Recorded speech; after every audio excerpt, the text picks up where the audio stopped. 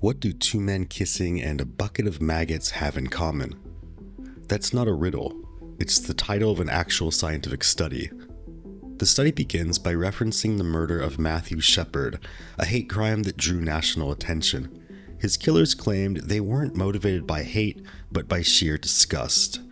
They said Matthew made unwanted sexual advances, and that revulsion sent them into a kind of temporary insanity. To find out how much truth there was to this, scientists conducted a study. They collected saliva from a group of heterosexual men after showing them a variety of images. Some were neutral, like rocks or office supplies. Others were designed to provoke disgust, things like spoiled food, open wounds, and insects. Then came the test images, couples kissing. Some were male-female, others were male-male.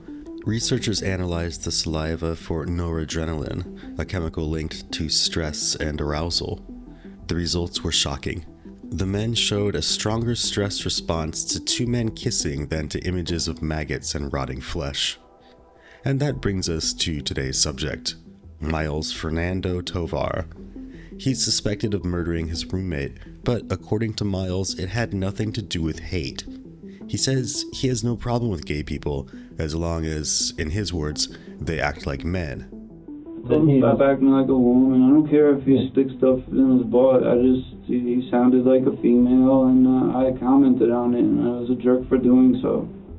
In other words, you can tell Miles about your preferred rectal insertions all day long, but you'd better say it with a deep voice and a firm handshake. Let's hear Miles explain it himself. All right, so hopefully we can have a good session. Look at this as like a quasi-counseling session, right? Okay. Okay. You feeling all right? Do you feel any kind of weight or burden on you at all? You want to get stuff off your chest, I imagine?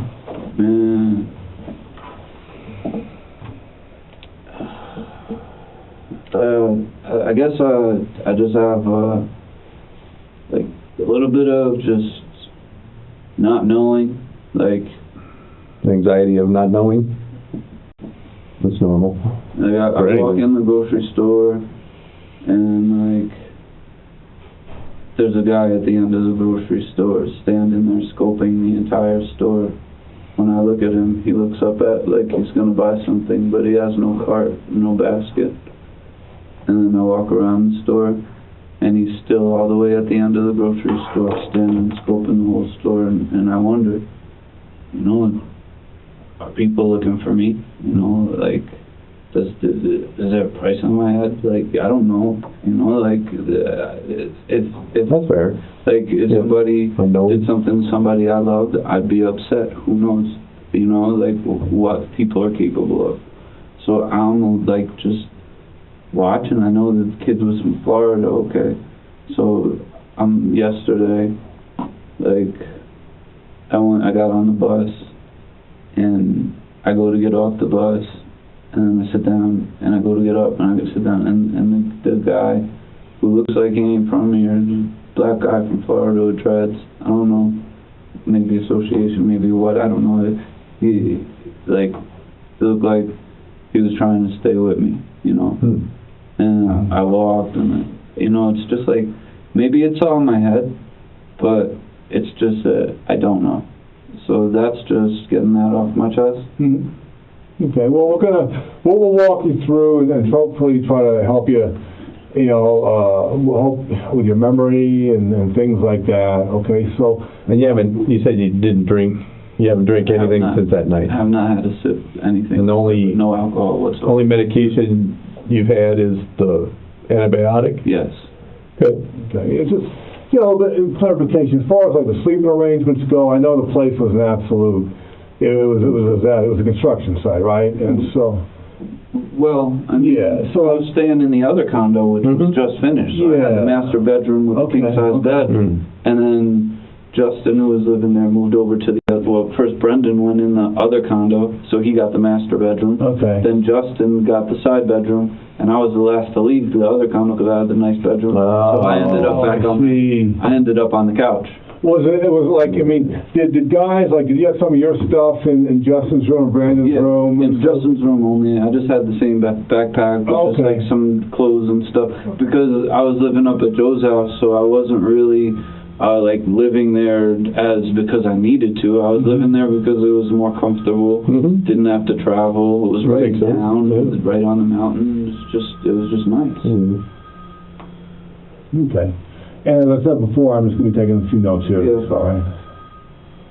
Okay. And then, so if you can, it might help you. You know, our sense of smell is very keen, right? And our sense of touch and feel. If you have to close your eyes, feel free to do that. Okay.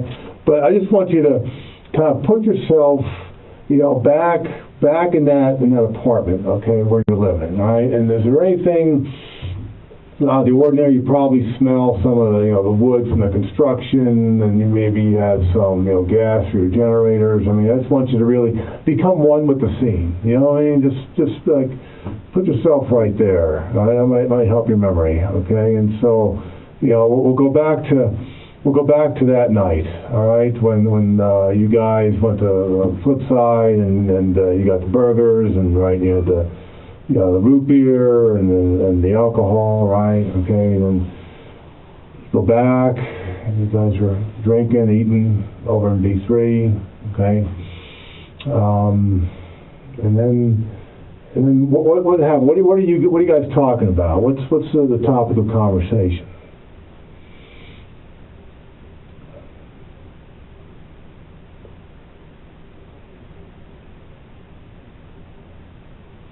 Sports. When we were eating? Yeah, just, you know, the news, you know, what the weather, the slopes are open, you know. When we were eating, I don't remember there being like an overall really important topic of conversation. It was just common talk. You told us before that you guys bought burgers. Did you have a burger? I had a burger, but I wasn't really that hungry, so I was saving it for because sometimes my appetite's kind of weird, so I was saving the burger, and I was going to just sit over next door and munch on it while I watch TV, kick my feet up on the couch. What other food was there? There was sweet potato fries. Oh, sweet potato. And regular potato fries. Everybody sharing? Yeah, okay. Big dishes of fries and stuff. And it was the end of the day. I was with the ladies all day, just helping them with everything that they asked me to do. Anything they needed me to do, I was doing. So I was just eating a little bit, but really just kind of just taking the end of the day, enjoying the drink. Really, the drink was kind of soothing at that point. Any drugs? No. Marijuana? I mean, it's legal. No, I don't. No, I don't think so. No medication or anything? No, You weren't? Nothing. Okay. No, I'm just drinking. Okay, and then you and Brandon and Justin, everybody's getting along just fine? I got along with everybody the entire time, and I've never had one altercation, misunderstanding, or bad talking with this kid ever in my life at all. Nothing against him nothing against me. Like, we were always okay. Never had a problem. It was really just the only salty, like, bitterness between people was, like, more just me and Joe, just because, like, we were together all the time. Like, staying together, working together 24/7, and eventually I guess we just kind of got a little bit just sick of each other. But that's just how it goes when you're with somebody all the time. Okay, so we're gonna gradually, you know, move along, right, the course of the night, and so, you know, people are drinking, you're drinking, right, and we've established it. You know, you're a very high energy guy, right? You've got a lot of energy, and sometimes that can be misconstrued as, you know, being a little aggressive, right? When you say that was the case. You might do that. You might say that. I mean, aggressive. Some people would say obnoxious. Some people, I just, like you said, high energy. Sure. And I'm loud, and I just talk loud. I might even talk about, you know, just however I feel. Maybe some people that could talk about certain subjects. Just I have no pinpoint subject that I can talk about that would be offending to people. Sure. Where some people would maybe talk about it under their breath, I sometimes don't realize that I'm being loud, and I'll talk, and people will be like, "Oh, I can't believe he said that," or something. So you would agree that after drinking, and you understand why Francis, they were a little frightened of you that night, because you were being aggressive, and we've talked about that before, right? So you kind of understand, where they're coming from too. I mean, I can't say I do, Okay. because I can't really, because I don't see myself as being a threat or it's anything that somebody should be scared of when I'm drinking. I think that like I'm a happy-go-lucky person. I consider myself. I mean, I've read books and listened to audio and talked to people, and also I kind of share the same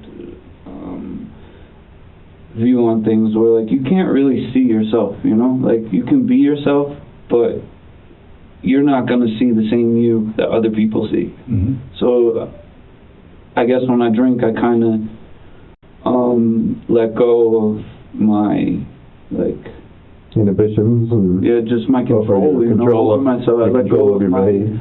I let go of like I articulate myself when I'm not drinking, but when I'm drinking, I'm more just I curse more. I'm louder. Maybe not so nice to be around. So yeah, that's definitely so. I mean, a lot of people are like that when they drink, but maybe me more so than others a little bit. Okay. How much is that your cell phone? My phone is. Yes. Go ahead. Let's put that on the table. All right. And and just so we know that other people aren't calling in. Yes. Go ahead. Let's power that down real quick. All right. Yeah. Sure. I appreciate it. Just because technology being what it is. I understand. Yeah. Mm-hmm. I understand completely. Sure. That's for your protection too. Yeah. Technology. The capability of technology nowadays is so far beyond. Oh, I know. I know. How much would you estimate you drank that day? Like half a bottle of bean. Half a bottle of bean? Over how long period of time? Just at dinner time? Like an hour. Okay. The bottle that you purchased with the food? Yeah, that was all I had to drink that day, but I mixed it with root beer. Yeah. And if I was to mix a drink, it wouldn't be a one-shot drink. It's like this much bean, this much root beer, and then I'll just drink that cup. It's like not your father's root beer. It's pretty easy going down. It's smooth, and it's pretty easy to drink a lot. So about half bean, half root beer per glass. Yeah. So how many glasses do you think you had? Two or three. In that hour? That's a lot. Don't you think that's a lot? I mean, it's a lot. I mean, we're pretty big guys, and I think between the two of us, half bottle of bean, that might like be a little bit push over the top a little bit. You think? But on the flip side, you've been kind of drinking since you were a teenager? Correct. So I do have the tolerance to alcohol. Yeah. I mean, half a bottle of bean I can drink. Yeah. Okay. Like, I'm not going to go throwing up all over the place and stuff. Yeah. I like to think that I control myself pretty well, but in other people's eyes, maybe a little bit different. When you do drink, is it at an establishment or by yourself or social? What? That's the thing. I mean, or it doesn't matter? I'm not like an alcoholic, I guess, per se, because I drink maybe twice a week.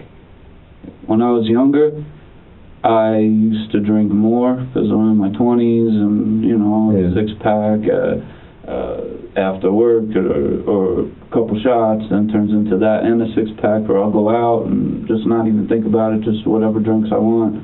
But I was drinking more in my 20s. Now I'm 35 years old, and I guess after the age of 30, I realized that being hungover for my whole life is no way to live. Yeah. I do exercise, I lift weights, I run, I try to meditate, take care of myself, I try to eat well. So I have fast metabolism, so eating well means like I eat just whatever I want.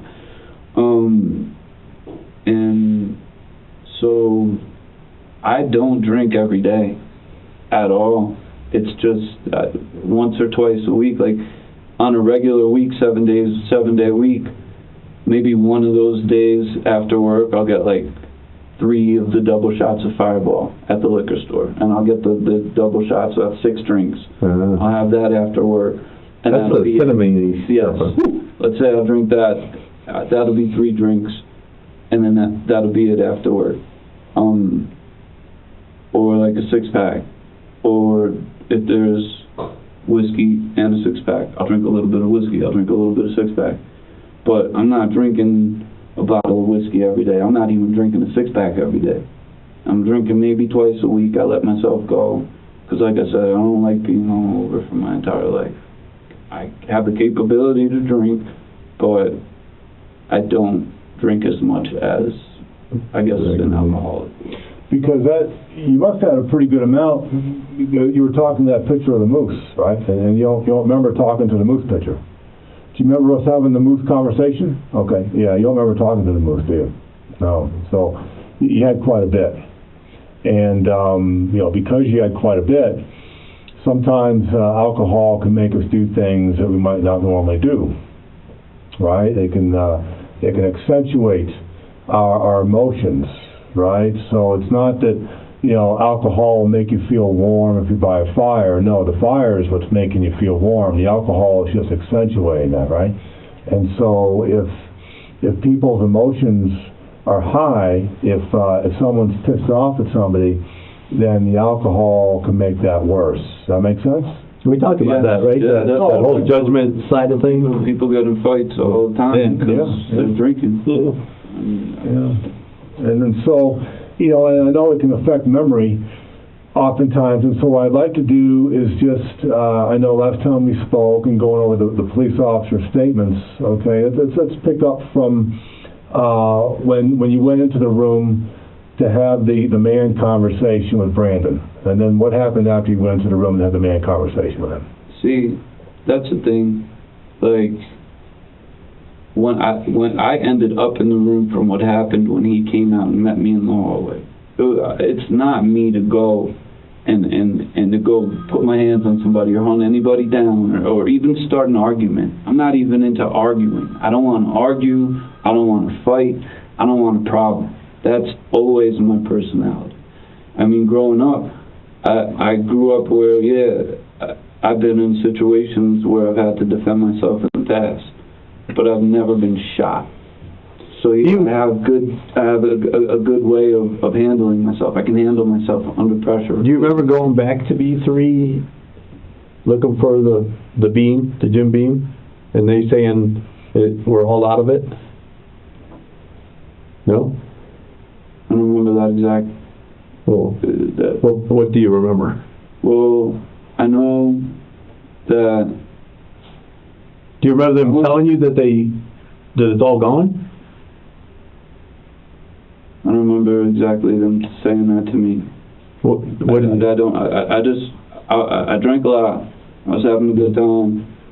I went next door to B7, came back, and they were just kind of making me feel like I was acting stupid. They were like, no, you can't be drinking like this, or I don't know. They were just not very proud of the way I was behaving. And I was embarrassed because, I didn't mean to make them feel that way about me. I didn't mean to act like an idiot. I didn't think I did anything to offend them. I just figured, that they would understand, this guy had a couple drinks, but he's a nice guy. I didn't think that they would be upset with me because of any way that I acted. Do you remember, I know you went to B7 and B3 and back and forth, as did Brendan. When you moved Brendan with the door to leave, how long between Brendan leaving did you go to B7? I feel like it was just a couple minutes because you were just saying the main intention was just to tell the ladies I apologize for acting stupid. It's because I was drinking. I hope that I didn't offend you. And I just said my piece to them and then went back next door. Where's Brendan's dog in all this? I do not know. Does he keep it in the apartment or in the van? Dog usually keeps in the apartment with him. The dog's always around. I like his dog. Me and his dog always have a great time. His dog plays fetch a lot. Always has a stick in her mouth. And I'm playful also, so I was always throwing the stick for the dog. She would run and get it, come back. Did Justin ever scold you about yelling at the dog that night? No, I don't think so. You don't remember? I mean, I don't. It's not really. I've always been. I love that dog. The dog's cool. Just the same way I'm cool with Brendan, I'm cool with the dog. So, I mean, when you went in before the altercation happened, was the dog inside the apartment? that dog was always around. I mean, sometimes you wouldn't even pay attention to the dog. I don't know where the dog was. Okay, all right. Maybe your memory was, you just can't remember? Is that what it is? I mean, it's a dog. The dog, Okay. it's like the dog always being around, or somebody always being around, or what did you talk about for dinner? That's just time passes, and I don't really like focus on every little thing that's happening.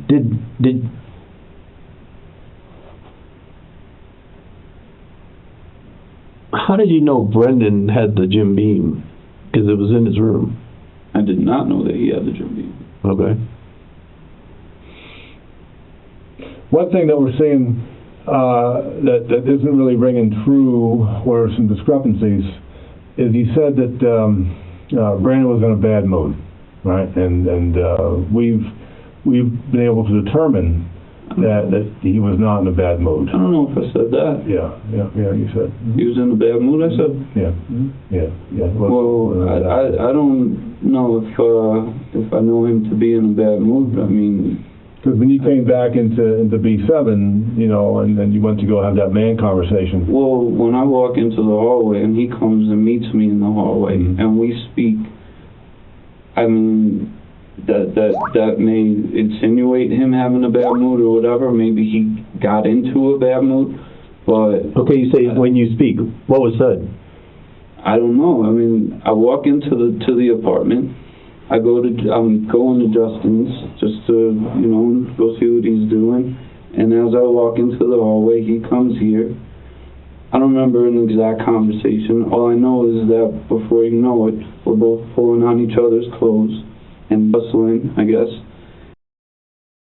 And then from there, tussling, we end up and as you know, I'm a little bit more weight than him, so if we're wrestling around like this, I'm going to push him forward, so we end up in towards the room. Somewhere in that altercation, I heard a pop. I heard it. It wasn't as loud as I would have expected, because I've heard gunshots before, I've shot guns before, and usually it's a very crisp, loud, distinct pop sound, enough to make your ears ring. This sounded like a muffled balloon popping. And when it happened, instinctively, I can't describe how or what, but instinctively I got him and put him in a choke and ended up with him on the ground, and I was pulling, not just like choking, I was trying to put him to sleep, trying to stop him, and I'm pulling upwards on his neck and I'm choking, and somewhere not too long after the first pop there was a second one. And I even know I took pictures of it because I guess when a gun fires close to your body, the flame that shoots out or something creates a speckle pattern.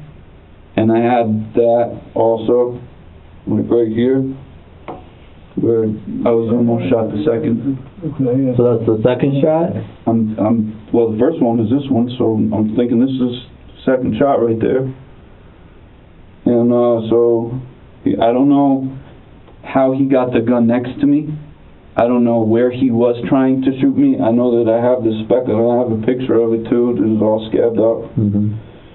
So, and this is from running into a cut-off street sign in the dark. And Ouch. yeah, there was a trail out here, and somebody took one of those stop signs, Yeah. type of thing, put it in the trail and cut it so nobody would go. And I stupid. But so there's like he definitely tried to hit me a second time, and I just don't know exactly when. Could you tell was he holding it with his left or right hand?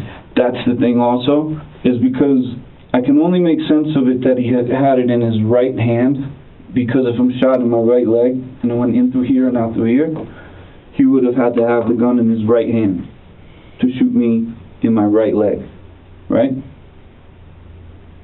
So if you have the gun in your right hand, it shoots me in the... So he would have had to have the gun in his right hand. Okay, let's not speculate. What do you remember? You just remember I didn't see it. Okay. I didn't see the gun. I didn't see him pull it out. I didn't see a flash in the dark. I didn't see anything. Stand up now. Obviously, I'm taller than he is, so he's 5'8". You're 5'11", right? Okay, and let's just make this all so... Okay, so this is I'm here, right? This is The doorway. He's coming from out of there, right? Let's Okay, start wrestling, right. for whatever reason, right here. And from somehow... So where's his door right now? This is his door. And this is the hallway. Okay. Okay. I'm out So in the he's hallway. literally right in the door Right frame. here, yes. He's in the door frame. Yes. Okay. We're right here. This is where the altercation starts, right here. Were you not in the door? You're going to The Justin. door's open, Justin's down there, in the Okay. dark with his headphones. Okay. So it starts here. Whatever happens, we start this, Okay. like this, and I'm like, you know. Yeah. And then so now you're in- somewhere here, I get shot. And I so hear this is the closet. the closet's right here, all along here. Okay. So as I get shot, I would assume he has his right hand here, right? I would assume. You just heard a pop. I heard a pop. This is dark. So it's dark.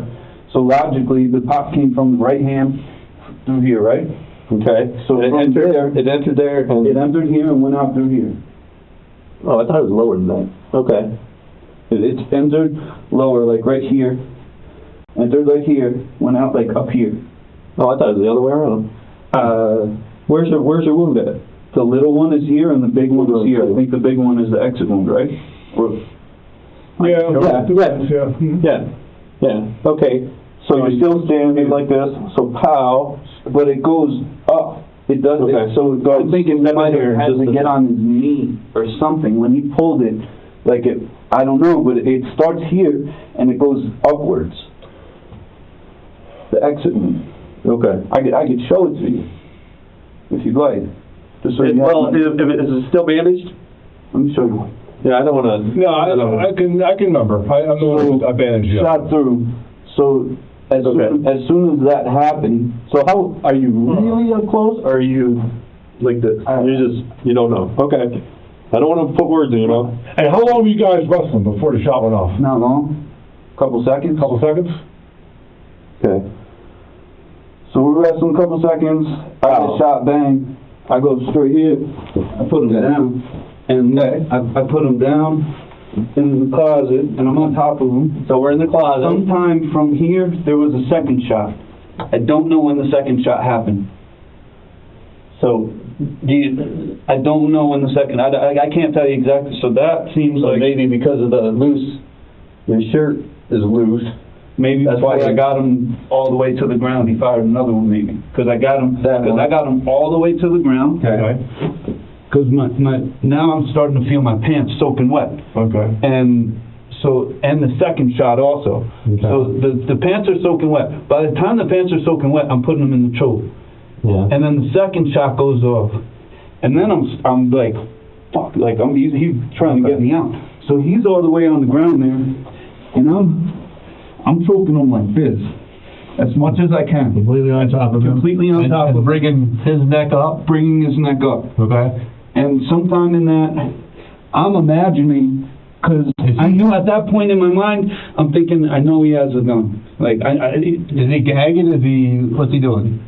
Is he trying to grab your arm? I don't know. Like, I was just choking with everything I had in me. So I was fighting for my life, man. Okay. So I'm choking on like that, and his arm is like up against, and I'm seeing him trying to like lift this arm up. But like I said, this is where the whole thing started. Because if it makes sense, he shot me with this arm. Maybe he put the gun under him. I don't know. Because when this arm was down by the wall, I was making sure that, because I didn't know where the gun was, right or left. I did not know. You didn't even know it was a gun. Basically, yeah. I mean, after the second pop, you kind of get an idea what's going on. My leg is bleeding, 2 pops, and the guy's obviously, So he had a gun. He shot me. I'm feeling my leg bleeding. I heard the second pop. I'm like, he has a gun. Okay. So now he's like this, and while I'm choking him, I'm trying to control his left arm with my knee. So I'm choking him, and I'm trying to make sure that That's what we were trying to come figure back out up. from the first interview. Yeah, because I'm trying to control this with this arm, so that I'm holding him like this. Okay. I'm trying to make sure this arm can't come off. Okay. So I have my knee on his elbow like this. Okay. And I'm choking him. And then I know that somehow we ended up over here in the bathroom.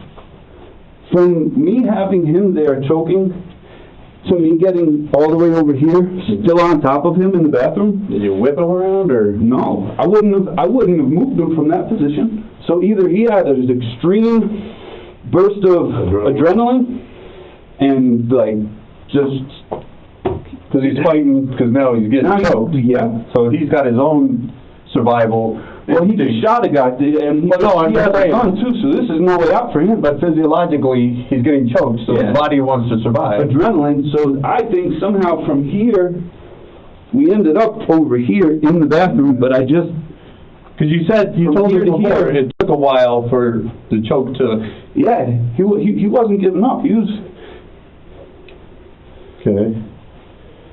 And then, I just when did you know? I just stayed on him. I stayed on him and stayed on him and stayed on him. And until we were in the bathroom, he was still moving in the bathroom, still trying to get loose. And I wasn't letting him. And then finally, he just stopped moving.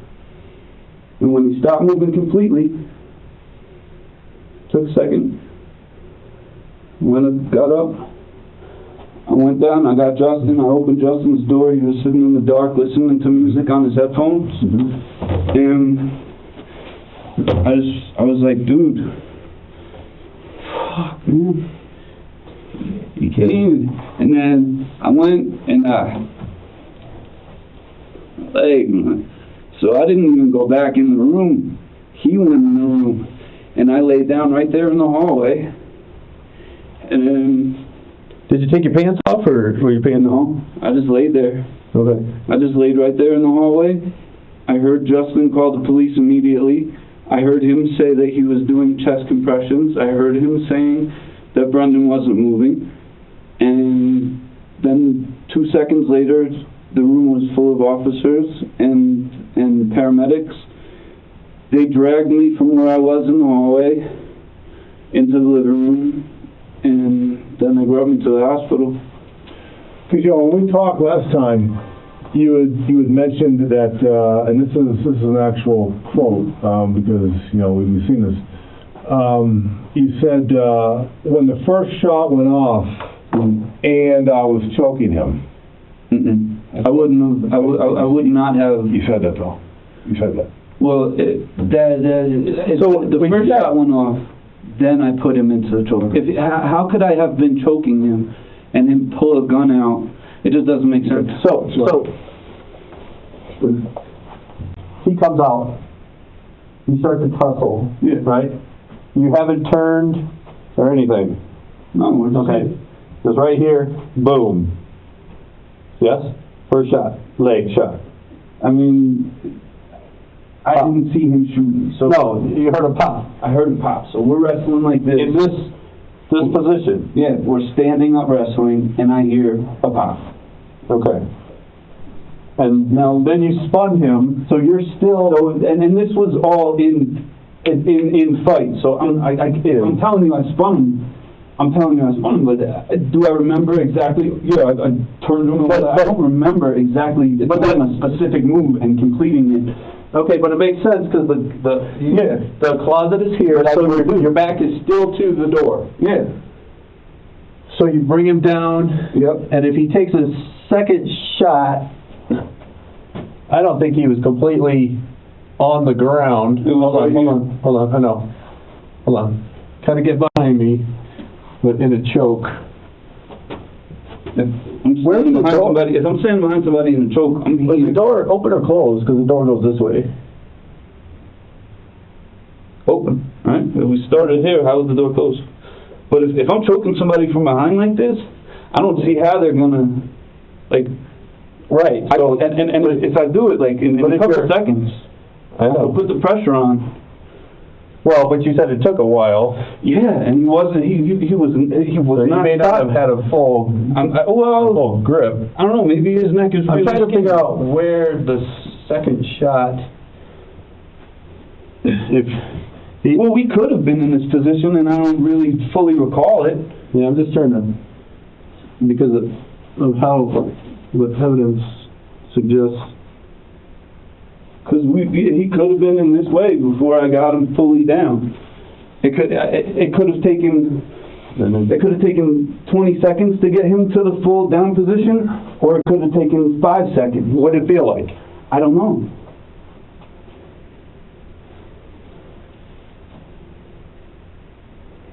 You know what I think happened, Miles? I think that when you were walking down, because and all indications are you were kind of being a douche, right? You know, right? So Understandable. yeah, and Brendan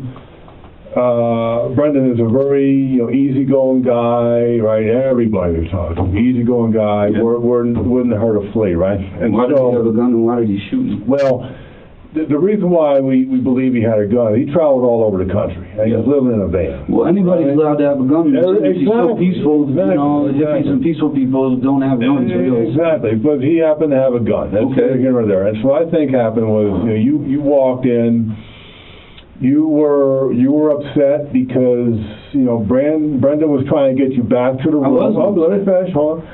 I think that probably pissed you off. And words were exchanged, and if he so much as said, hey, why were you acting that way? The way, with your high energy, if someone just goes, hey man, what are you doing? I think you just went into combat mode. And that's why I think like people could put hands on me. You could joke around. You could treat me rough. I've been punched several times and not done anything. I've had people punch me and at the same time been drinking. Sure. I've been punched in the face and in the head and just looked at people like, come on, man. Like, so if I was wrestling with him, it wasn't full combat mode, like in the beginning until he shot me. Then it went into a different realm. But people could hit me and push me and then say whatever they want to me, and I'm not going to go around looking for trouble. No, I get it, but put yourself in his shoes, right? He's a little guy, right? He's a little guy, and in his mind, hey Miles, what the hell are you doing? And then you maybe you'll go into full combat mode, but then you go, hey, boof, and then maybe he comes back and goes boof, and then it's like, okay, and he's a little guy. Now he's now the fight's going into his room, and you're between him and the doorway. You're between him and the door. The door is his escape, and he panics because he's in fear of really getting hurt by you because he knows how strong you are. But I think that's I've never seen that. Here's the thing: is that I've never seen him with a gun ever. And most people, if they carry a gun, you'll see it every now and then. You'll notice they have a gun. He's never had a gun. Yeah, I've never seen a gun. I've never seen a gun. And we don't know. We could have been kept in the bed, been kept under his bed. So where did it go from him having a gun with a bullet in the chamber? Well, not that he's not allowed to have a gun. It's a revolver, right? And so bullets in chambers, yeah. And so that doesn't really apply. This was a gun that you just pull the trigger and bang, right? This was a gun that people just buy for self-defense. That's what he had. He wasn't a big gun guy, right? He wasn't a gun guy. So I think that Self-defense or no self-defense. yeah, I mean, think a gun with bullets that don't pop out. That's I don't know. I hear you. I mean, at the end of the day, you're the one that shot. Right? I mean, I feel terrible. Yeah. I cried about it. I'm miserable that this happened the way that it did. But at the end of the day, as you said, I got shot for seemingly no reason. Yeah. No reason. Yeah. I mean, I've seen a lot of fights. I've been in fights. But confrontations happen 100,000 million times. Everybody doesn't go get a gun and shoot a guy. And I just don't. I don't know. That's the thing. They're usually in the situation. You know how to feel. Well, I had to do bad things to stop them from shooting me again, and I feel bad about that. And at the same time, I also got shot by a dude that I'm supposed to feel bad that I had to do what I had to do to save my own. No, I'm not. Yeah, but how do I not? I'm not saying at all you gotta feel bad. Well, no, but I am. I'm just trying to piece together how something caused this. You know, a guy as easygoing as him doesn't just snap to engage in a wrestling match in the hallway, and someone like you, who with the energy you drink, and you can become aggressive, or people will misconstrue that as becoming aggressive. I think what happened here was you went into your aggressive, high energy mode, and he was in the position of being much smaller, and I think that you entered the room, and again the pushing, the shoving, and he was in fear of his life. If there's any way that I could describe this, it's like on the movie Kingsman, when they turn the thing and then people just go crazy. There's no sign. I couldn't see this coming from a million miles away. Okay. What do you think happened? I think I know what happened. What do I think happened in his mind? Yeah, I don't know. I can't. Explain to me, because this was the gap that I was talking about last time. Right? This is the gap. Explain to me how an easygoing guy who's described as being hardworking and sweet and calm and blah blah blah, right? Explain how he goes from that to get into a physical confrontation in the hallway. I don't know.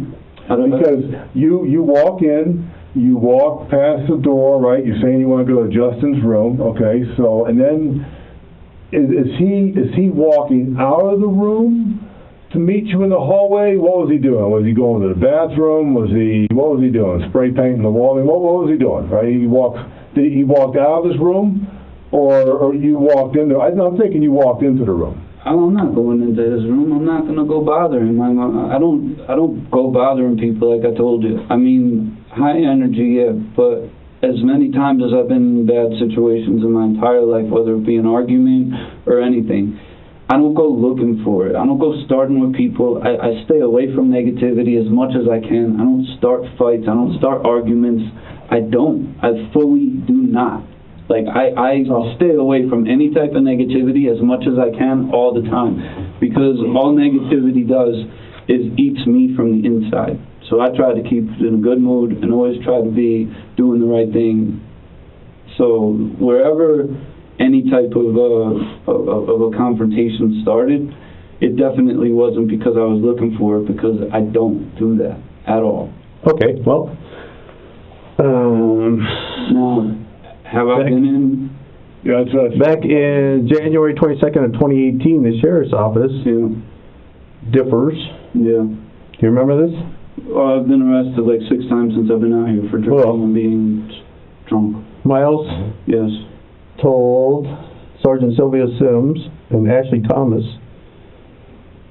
had been drinking at the Kickaboo Tavern when the bartender, later identified as Parker Jones, Yep. you remember this? I remember that. Started, quote, acting like a bitch. That's what you told them. Yeah.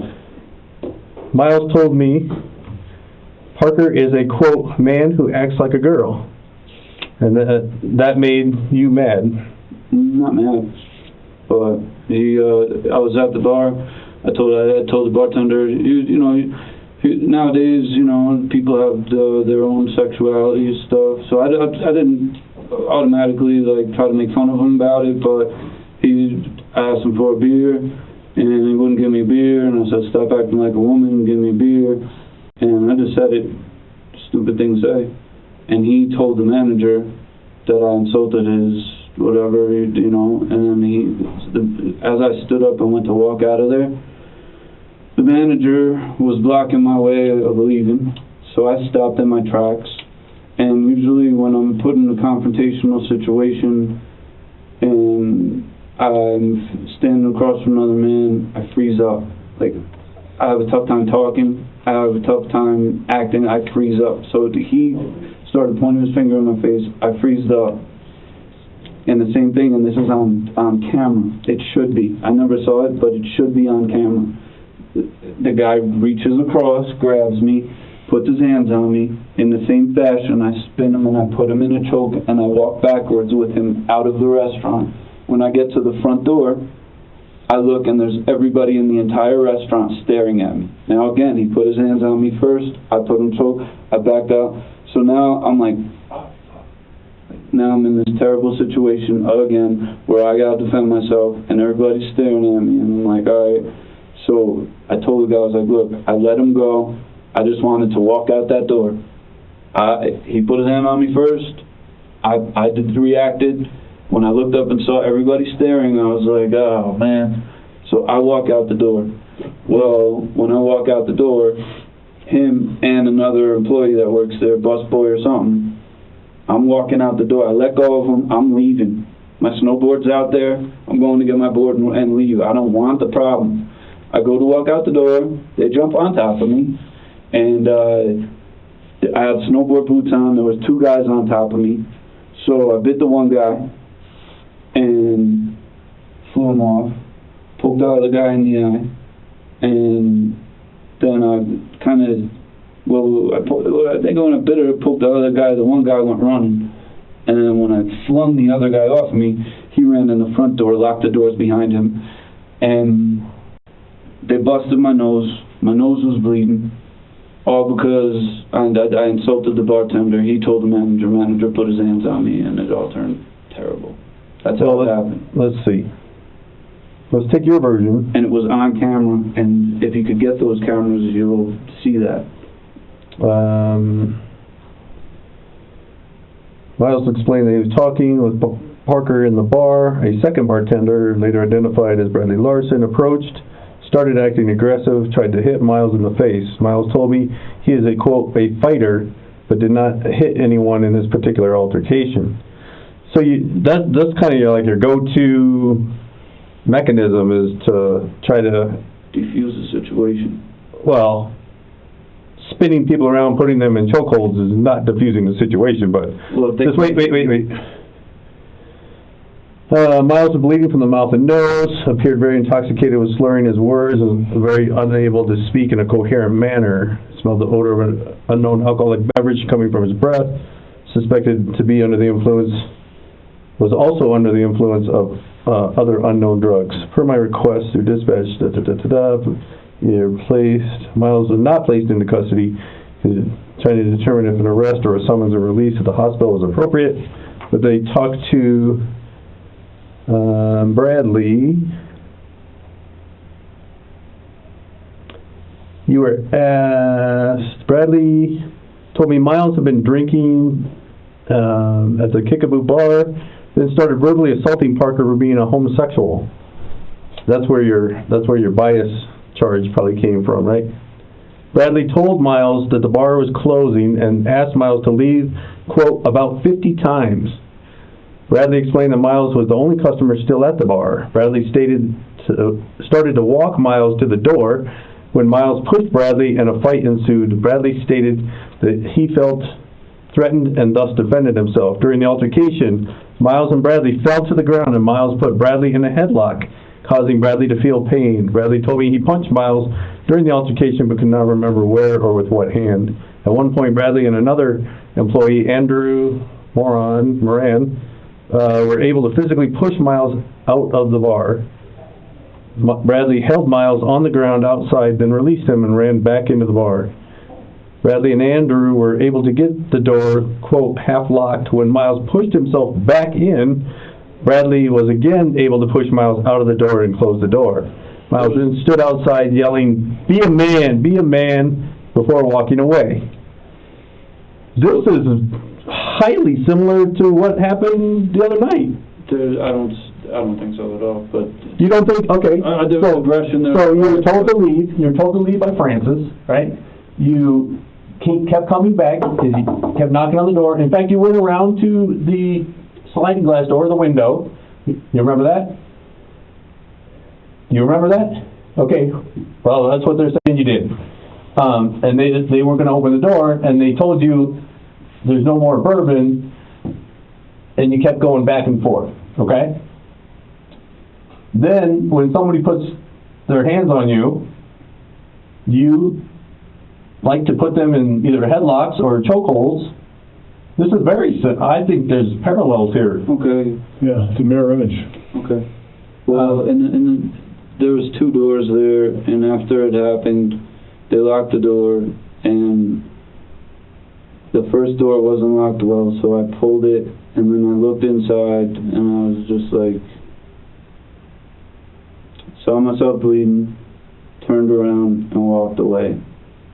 And... Well, that's because you had to go back in there. They had to get you out. Now, the story is exactly that. It's a story. If you look at the cameras, you'll see exactly what happened. And same as in this instance with what just happened, I wish, my saving grace, I wish that there was a camera that had all of this on video.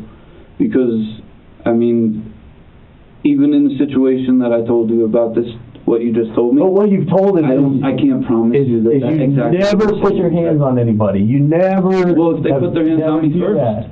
If they put their hands on me first, yeah, I do. But your whole criminal history is nothing but disorderly conduct, obstructing, resisting, assault. But assault is when you go and you hit somebody first. Of every type of instance that I've ever been in an altercation with another person, I've never hit them first. I don't go hitting people first. I've defended myself. I've resisted arrest because I didn't feel that it was just for whatever reason. Because you were drunk. And because I was drunk. And I don't drink anymore. I stopped drinking, and I promised you that. And I know that it's always messed up the way that I act. I know that it makes me act like a douchebag. But I promise you, and I'm not going to drink anymore. Okay, if it had to take something this serious. But I don't know what to tell you. I mean, even in this situation, if I was to... The story I just told you about how I feel that it went, it could have went a little bit different because I was drinking, and I don't know, but drinking or not drinking, I just know that I definitely don't want a problem. It could have gone different. That's why I'm saying what I think happened is, you know, you were pissed off that Brendan was trying to, you know, be the voice of reason, and you came back, you wanted your Jim Beam, and, you know, it wound up being in his room, and I think you went into the room. He was in fear of his life, and he grabbed for his gun. I don't think that's what happened at all. I don't think? No. Because you said before that, you know, you can't really remember. Yeah, but like I said, I know that I get a little bit high energy, wound up, and what other people may construe as aggressive. But as far as me being an aggressive person, for what an aggressive person is, I'm not. Well, okay. Some people are. Let's do some definitions. Okay. Define aggressive person. What you believe to be aggressive person? People who go start fights, people who go to the bar looking for fights, people who insult other people and feed off of them feeling less than they do. Just bad people, and I'm not that. So define. If there's a handful of instances where I have been a jerk, or an idiot or a douche or whatever it may be. There are a handful of instances where I haven't been a perfect person and I haven't behaved myself or conducted myself the way that I should. There have been, I'm sure many times when I've rubbed people the wrong way. I've said things I shouldn't have said and everything like that. All right, Who so am I? I'm a good person. I'm not this. no one's saying you're a bad person. And we talked about this the last time. Define tussle. You kind of touched on it yesterday, Like or the other day. Roman Greco wrestling, like just above the waist, pulling and close, pulling and pushing. I've never watched or been into real whatever Roman Greco wrestling is, but I know somebody talked about it and they said just above the waist. Mm-hmm. It is. So that's how I see tussling. Is pushing, shoving, pulling clothes, stuff like that. Well,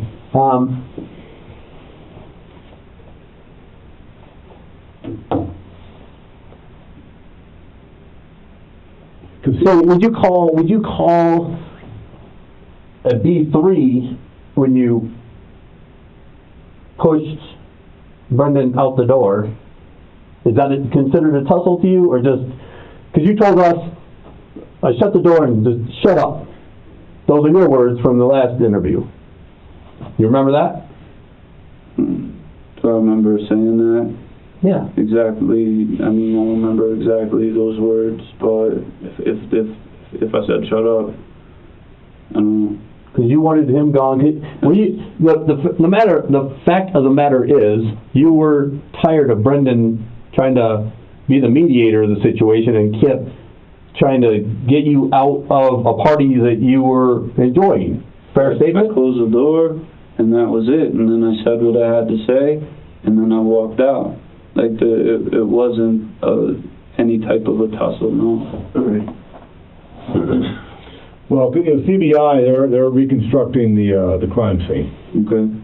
And I think that there are some problems here as far as where we're finding the bullets that were shot and your Brendan did Brendan ever punch you, hit you, or anything in B3? Never. And that's corroborated by Francis, who's not as intoxicated as you are.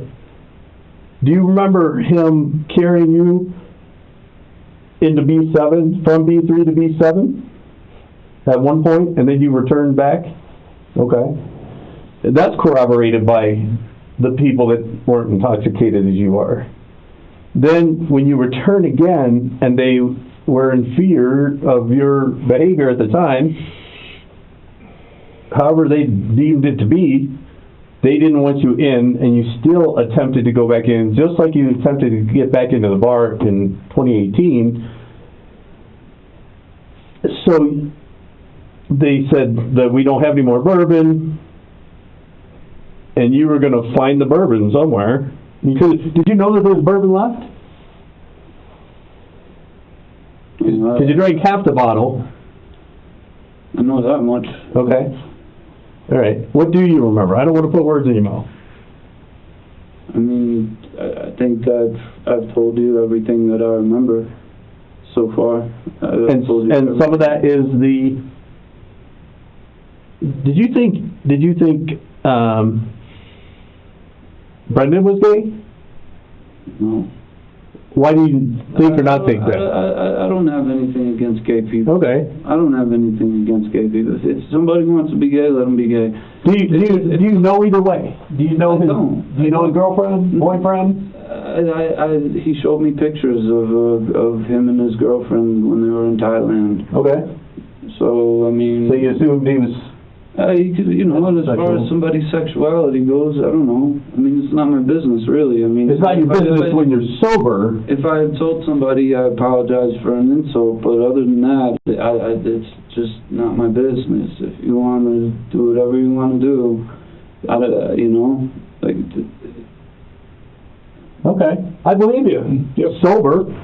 I believe you had that viewpoint. Sober. It's obvious, at least in 2018, you yourself just told us I told him stop acting like a woman. I don't care if he sticks stuff in his butt. He sounded like a female, and I commented on it, and I was a jerk for doing so. Because you were There's plenty of people who are gay who don't sound like a female. Yep. No doubt. So the fact that I told him to stop talking like a woman, that was just me being a jerk. Okay.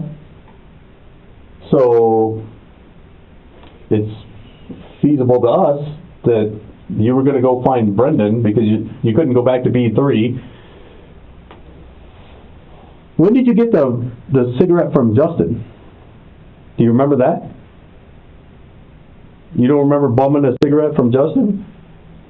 So you're pretty intoxicated. Well, I mean, it's something that that happens all the time because I don't really smoke cigarettes. So if he's smoking, I'll be like, hey, let me get a cigarette, and I'll smoke one for the day. But it happened while he was listening to his earbuds. Okay. But you don't remember that? Not specifically. Okay, all right, that's fair. That's fair. Wasn't. Yeah. When, as much as you drank in V3 compared to other times you've been intoxicated and got into trouble, on a scale of 1 to 10, how did you feel you were? I mean, that's the thing. That's why I was so insistent on apologizing to Francis and Sandy, is because I didn't really feel like I was doing anything to make them uncomfortable with me. And I've been with them like the whole day, and I just wanted to let them know that I apologized for the way that I acted. And I didn't really think from my own perspective maybe that I was doing anything, but I know that I had been drinking, and I know that when people are drinking, a lot of times they rub people the wrong way. So I just wanted to tell them, look, I don't know what I did, but I'm sorry, and that's it. That's all that I really wanted to communicate to them, and I feel like I did that, and I don't think that they forgive me for my drinking and my acting. You don't remember the conversation you had when Brendan came out of his room? Did it surprise you? Was it like a, ooh, damn? You don't remember? I mean, I'm not. Okay. I mean, it's fair. I don't want you to speculate. Miles, what are the pants you were wearing that night? I left them at the apartment. Okay. Even now that you've gone back to the apartment? I left them there. Okay. Yeah. Okay. You know, we talked to Francis and Trevor and Joe. I think Joe's still working on this stuff. You can't go back to B3 or B7 of 1001 Grandview. Okay? Do you understand that? Yes. Okay. You'll be arrested for trespassing if you do. Okay? You know, Miles, with your phone, do you mind if I pick up your phone? Okay. Okay. Have you talked to other people about the incident at all? Okay. No one? It's not something that I'm proud of or that I really want to talk about. But no one's come to you and gone, what the hell happened? This isn't something that I want to talk about at all. You know, because, you know, we were discussing earlier, sometimes, you know, we can get some good information off the phones. And so and you don't have to tell me, but I'd like you to. I'm not going to go through your phone. I want to make that clear right now. Okay, I'm not going to go through your phone. But what's the passcode for your phone? Will you give me the passcode for your phone? I'm not gonna go through it. I just want to. Can I ask you, am I going to walk out of here with my phone, or are you going to keep it? I don't know yet. I'm not going to bullshit. I mean, it's mine, so I would hope that I could hold on to my phone. Yeah. Mm-hmm. If you want it, there's nothing that I could do about that. Yeah. Either way, it's completely up to you. Okay, well, we'll work on that. What's, if we wind up examining your phone, we'll need the passcode. Will you give me the passcode for your phone? I'll turn it on right now. Well, I could do that, but I'd rather not, just simply because, like, if you ask me for my shoes right now, I'm going to tell you I'd rather not do that because it's mine. Well, it's like this. If we do wind up taking your phone, we can get into the phone. I know. It might just take a couple months until it gets plugged into certain software, and then that's like a few months of you without having your phone. So if we have the rather passcode, just tell me that you're going to take the phone. I don't know yet. I don't know. That's still undetermined. Okay, so We'll wait until we find out. on the way out the door, Okay. if you want the phone that bad, then you can have it. And then you'll give us a passcode? I'm not worried about anything Okay. on that phone whatsoever. But I just want to make clear that, if we don't have the passcode to unlock it, then it can be a few months. But we'll see. If we wind up taking the phone, then I'm going to ask you, with all due respect, what's the code so we can do what we got to do and get you your phone back. Does that make sense? Yes. Okay. All right. If I gave you the phone, would I be able to just take phone numbers and whatever that I needed out of there for people that I need to keep in touch with, or? I would think so. I would think so. With us sitting right here, yeah, I would think so. We'll Not cross worried that. at all about the phone. That's a phone fin. Trevor, the owner of the apartment, Is what? the phone fin. Oh, okay. Have you seen that? No, what's on this? So Trevor, the owner of the apartment, gave me this. He owns the rights in America to it. It's called the phone fin. Oh. Flips like that. Oh, I check call that this alter mode, movie mode. Check that out. Yeah, he Phone owns the fin. rights in America for that. Oh, yeah, phone fin. I never saw this. It's brand new. I don't get out much. He actually just, I'm probably one of the only people right now with that phone fin. That's amazing. Yeah. So you can do that again? Just do it. Just be putting your finger in Yeah. your phone fin. Yeah. Holy crap. If you're carrying a bag or something, you want to have your phone, you put your phone, carry phone, carry stuff, whatever you want. Man, I wish I had thought of that. It goes in the vent for the Oh, my gosh. Yeah. Phone fin. Wow. Yeah. Wow.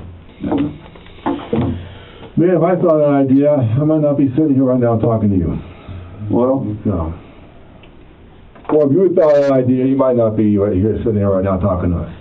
I've done Yeah, everything yeah. I could in my life to try to avoid negativity and bad situations, so I just don't know. Yeah. Stop drinking. That's a good thing.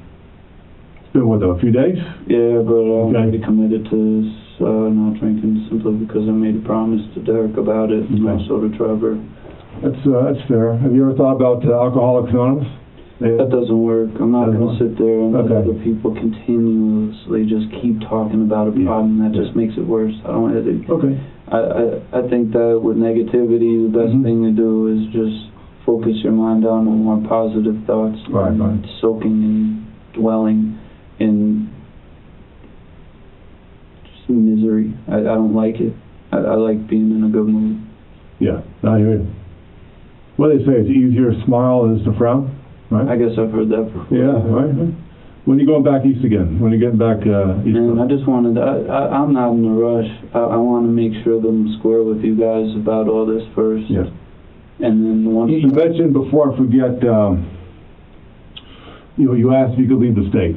Well, Because I'm not in a rush. well, no, the reason why you can't right now, Mhm. it's not because of this, right? It's Mhm. because you got the other case pending. I know. Right, that's why. But, I mean, as far as this goes, that's nothing for me to even concern myself with. This is a big deal. Yeah. So, Yeah, it's a big deal. I want to make sure that I'm square with you over this. Yeah. That's the most important thing in my life right now. So, that's it. Yeah. Yeah, we appreciate you coming down, and, I mean, look, I mean, you signed off on the form. Man, I'm right so- here, man. No. I have nothing to hide.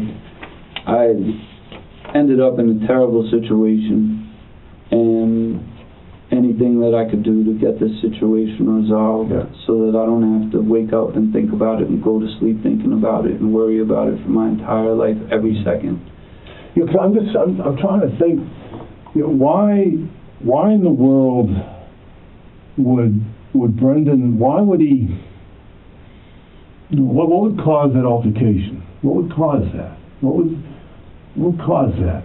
You know, because you've mentioned that you don't like throwing the first punch, right? And so, you know, although we do have a history that you're not a choir boy, all right? We can assume that you're not a choir boy. You tried to share fights and things like that, right? And sometimes it's not always clear who throws the first punch. You know, in the melee, when the yelling starts, you know, the emotion can get so much that you just, without even thinking, and poof, you know, you may not even know you did it. I don't go punching people. That's like an ultimate fear of mine, is being the guy that starts a fight and then gets beat up. I don't. What would cause Brendan to? What would cause this? What the hell would cause this? I'm completely lost. Like the same way everybody else. Was he drinking, Brendan? I mean, when I opened the bottle, I was drinking. As far as I know, he was drinking. How much, I don't know. Mm-hmm. I just don't know. But this is like the same way that anybody else is confused, I'm also equally confused. I know that it was me being a jerk the night. I mean, I can assume that I was being a jerk because people said I was drinking and being stupid. Yeah. But as far as what led to this, I'm just as confused as everybody. The only way that I've seen the movie recently on television in the past couple of weeks on the Kingsman one, and just frequency turns and people start flipping out. Like I could never anticipate this. I couldn't have seen it coming a million miles away. I don't know. I have no idea. Yeah. I swear to God, I have no idea. Something happened. Something happened. He pulled out a gun and shot me. However, what was going through his head when he did that, I don't know. But there's no doubt you got shot. Yeah. There's no question about that. We're all in agreement. You got shot. I did. Yeah. And the question is, what would bring someone to that point? And normally, what brings someone to that point is going to be the fear of their life. I think that there's a lot more reasons. People shoot people all the time. Yeah, but this guy, no, come on now, Miles. You know that. You know better than that. He's not his mentality. We know it pretty well. He's not going to shoot anybody for fun. That's not him. Okay. That's not him. Here's a guy. I mean, look at him. He looked like some free-spirited hippie, right? I know. Right? So I mean, yeah, he's not going to shoot anybody for fun. He was in fear of his life. What I'm going to say is that I don't know why he would be in fear for his life, because that's beyond. I mean, I don't understand.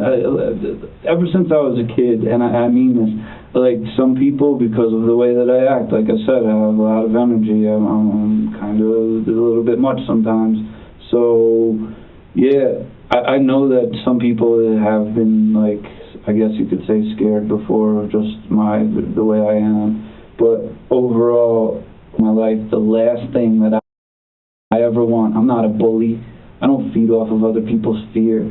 The last thing that I ever want in the entire world is for somebody to be scared of me. I don't go around puffing out my chest and acting like some kind of big shot. That's not me. Well, alcohol, I mean, we're in agreement, right? Alcohol can cause... say dumb things, and I definitely have yelled and pardoned. With the alcohol, right? A little bit of grappling, a little bit of fighting with the alcohol, right? It's happened. Mm-hmm. I mean, it happens with a lot of people. Yeah, it does. Commonality, but not everybody gets shot. And it's a very extreme situation. And for things to go from common to extreme, I'm just as confused. Mm-hmm. Still willing to, you tell me now, still willing maybe down the road, lie detector test? I don't want to. That's a machine. Okay. If people can fake the machine out, I won't ask you. For me to know that it's not a trustworthy source. I just wanted to ask you. For the truth. Okay. Just want to get your response. Yeah. I mean... I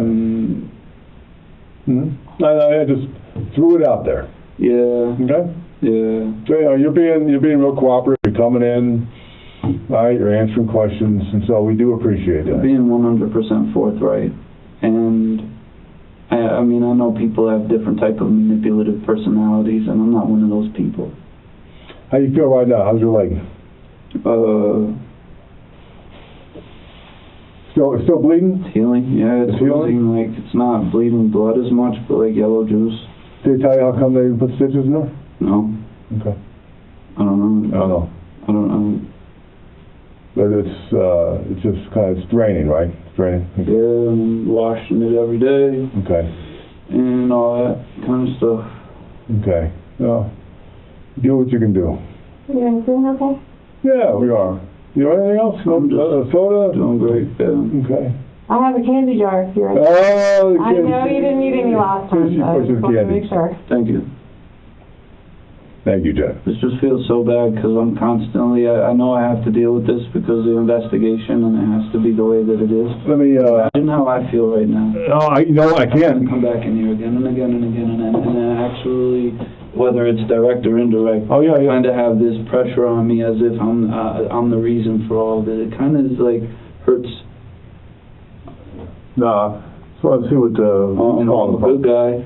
I had a couple drinks and somebody shot me, and I just sucks that I have to keep being made to feel like the world's biggest loser.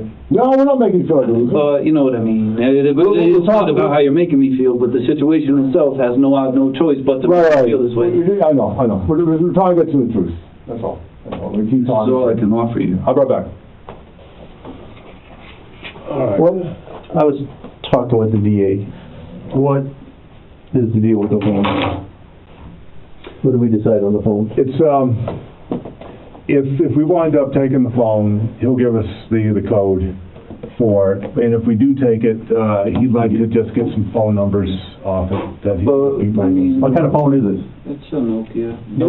Verizon. I want to cooperate. I want to give you the phone, but you know how people are attached to their phones. Well, I'm the same way a little bit. I'd rather not, and I make the same inference. I'd rather not give you my boots, my jacket, or my shirt. Yeah.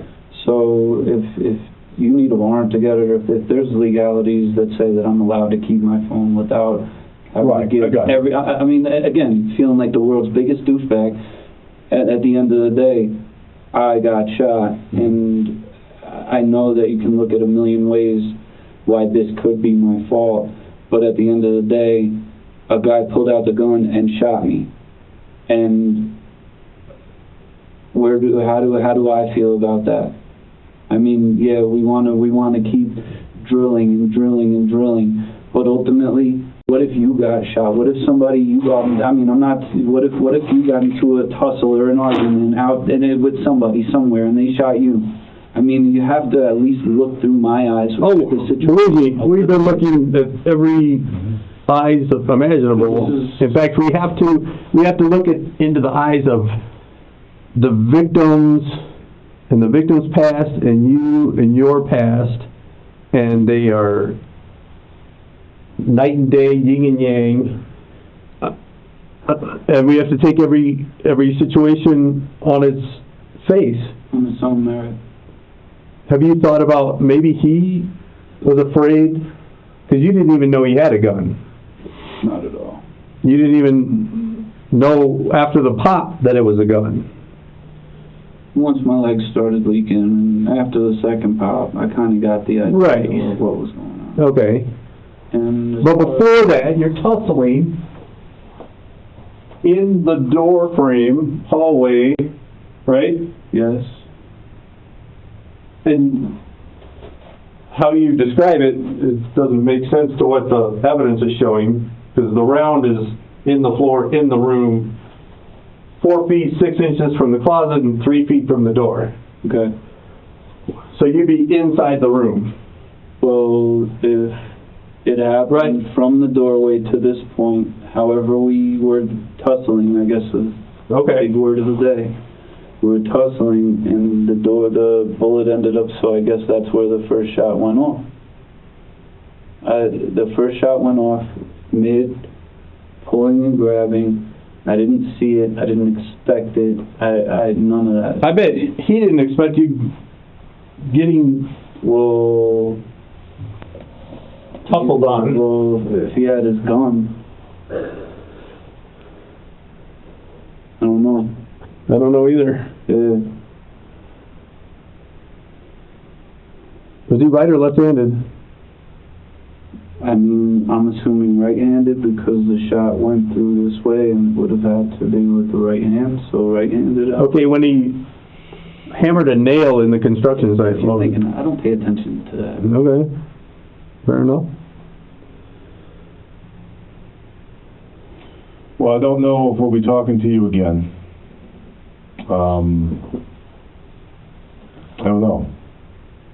But if you can think of anything, okay, you let us know. Remember when I said the first interview, I can't make any promises, but when CBI comes back with their crime scene exam, and if it contradicts just one thing you said, then that means everything we've talked about basically is all crap. I didn't lie about Why, one thing. once you determined it was a gun, why do you think Brendan needed a gun? Well, everybody in America is allowed to have a gun. It's in the Constitution, Declaration of Independence. It's you're allowed to have a gun. Anybody could have a gun. That'd be like asking me why I have my gun and why you still have my gun. It's my gun. Do I want it back? No, I don't want it back. So why did he have a gun? Why did I have a gun? Why do you have a gun? Why does anybody have a gun? Well, right, that's my point. Why do you think Brendan had a gun? I don't know. Okay.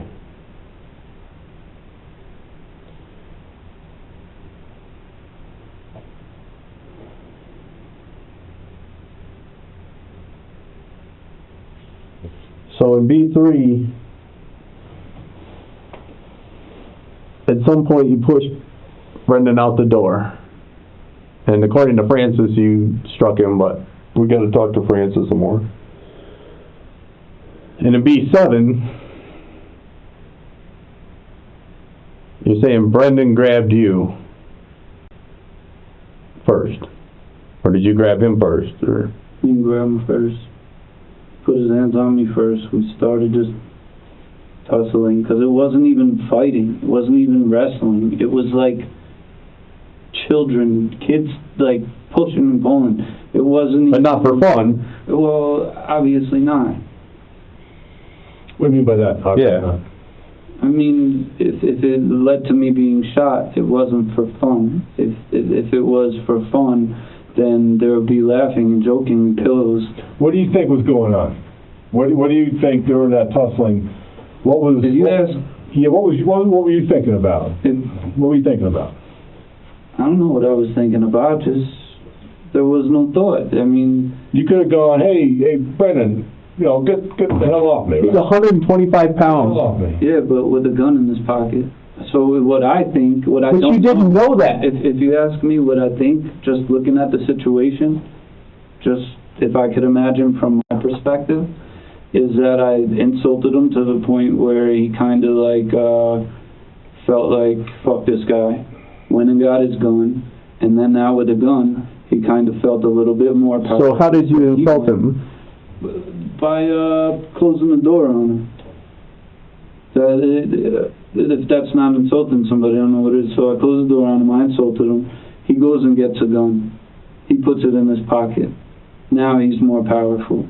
He goes, hey buddy, starts a fight with me, baits me into a fight, and then once we're mid-tussle, because like I said, it wasn't an all-out fight. I didn't hit him. I didn't strike him. We were just pulling on clothes and pushing and pulling. Now he started with me like, yeah, he felt tough because he had the gun. He started with me, baited me into it, and then shot me, thinking that I was going to fall down, bleeding on the ground, shot. And I didn't.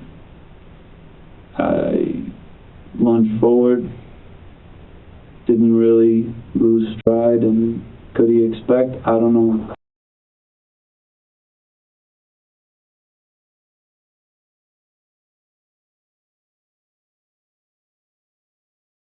Because at the end of the day, I can't understand what was going through his mind completely. But if I can think of any way of like just how it started from my perspective, that's all I could come up with. Okay, let me give you another scenario. You're getting aggressive because you have a past of doing so as intoxicated. You get kicked out of the ladies' unit. You go looking for the beer or the bourbon because that's the whole reason you went to B3 anyway. Brendan comes out, or you're going to have your man conversation, per your quote, with Brendan, and he meets you in the door, and the tussle occurs. You're 5'11", 180, he's 5'8", 125, and now he's in fear of his life, and that's why he shot you. I just don't understand why anybody would be in fear of their life when... Because of your past behavior. Everybody we've talked to said you get all, and everybody's a pussy. These are words coming from other people, okay? I'm not making this stuff up. Okay. He's always trying to want to pick fights and cause trouble, and he gets boisterous, and, you know, and I just read you a 2018 case, it's not even ours, that parallels this case very closely. I have 6 people in another room going, whoa, that was really, look at the similarities. You may not think so, but you were intoxicated. We're the sober ones that are not even part of the problem here, right? So it's highly possible that you're the aggressor in this. Is it not? Because your past has just nothing but resist and bravado, especially when you're intoxicated, and you have some kind of issue with how men are supposed to behave. That's already proven. And then whether Brendan was, he's a little guy, right? And you don't even remember parts of it. So you go to confront him on your man conversation.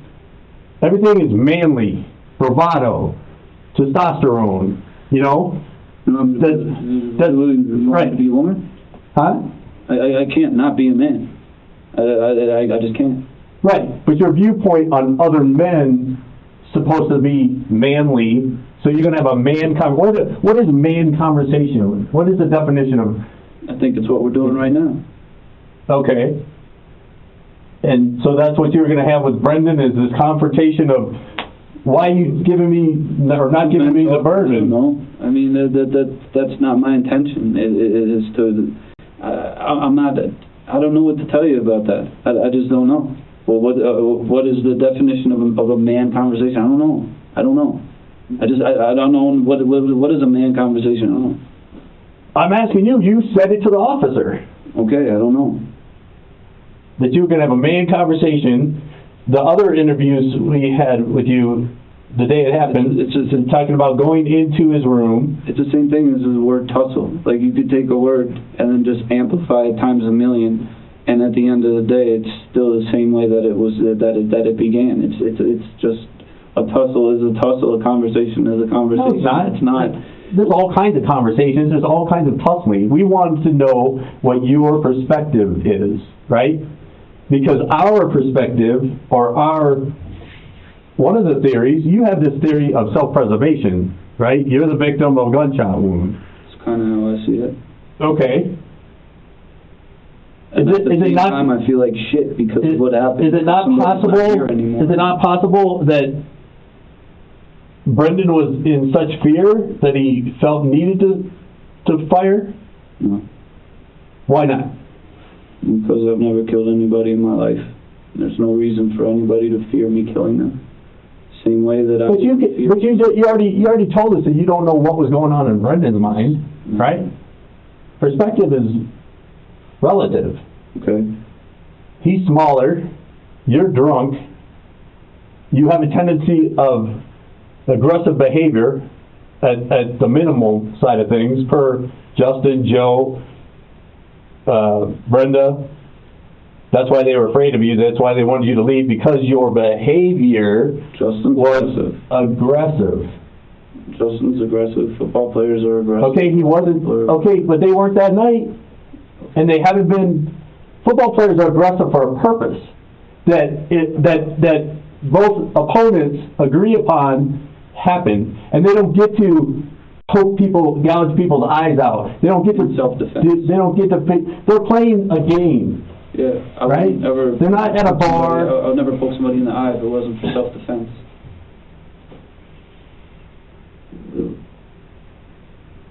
Why would you need to poke them in the eye in the first place? Because they shot me. No. Why would they need to shoot you? I don't know. Because that's the part that you keep missing, is I don't know part. The I don't know part. You know everything else but that part. My perspective is, you do know because you went in to confront him, and he got scared and upped the game. And then when you realized you were shot, because you didn't even know he had a gun, ever, right? Yes. You didn't even say it was a gun in the first place, and you heard a pop.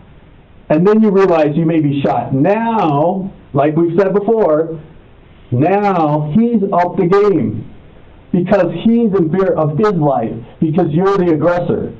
And you're not even, you can't even wrap your mind around that, can you? Because you're intoxicated and you don't know. I mean, in any confrontation between two people, whether it be a boxing match or an MMA or a thumb, I don't know. Those are mutual combatants. Okay. Those are both two people agreeing upon something. I don't know about this. I'm just addressing the term fear and fear for your life. And fear for your life is when you got a hole in your leg and you're feeling blood dripping down your jeans. That's in fear for your life, buddy.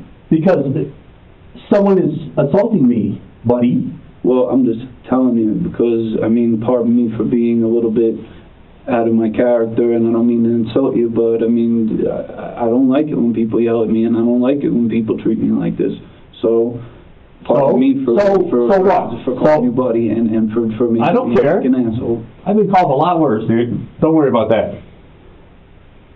But you're no one doubts that you were shot. Obvious, right? Very. Right. But why were you shot? I don't know.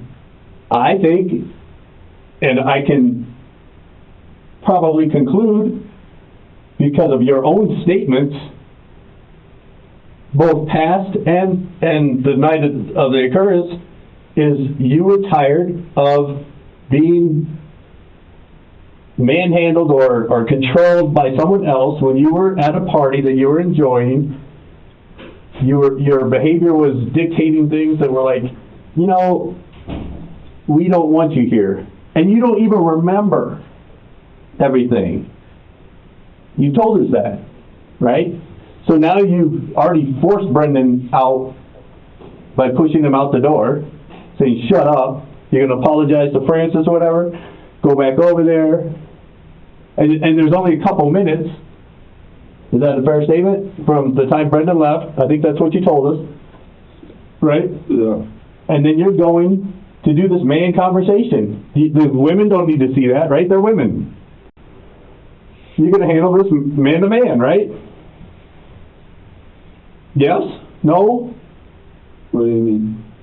You're going to handle dealing with another man, you're going to handle it man to man. Because that's what you told the officers. I'm going to go have a man conversation. I was going to have a man conversation with Brendan. I told officers while laying there bleeding or another such way, then if you're going to take a phrase that I said and again amplify it times a million, a guy with a hole in his leg said a man conversation, well, I don't know what to tell you about that because I didn't go looking for a fight. I went into the apartment. No, I don't believe you went in looking for a fight. You were going to tell Brendan exactly how it was going to be, and you wanted the alcohol because you already were searching for the alcohol previous to it. It was in Brendan's room. Yeah, but and you were going to tell. So I don't think you were going to fight Brendan. You were going to have a man-to-man conversation and confront him and going, look. But if I was going to have a conversation with him or not, I was going to judge. What if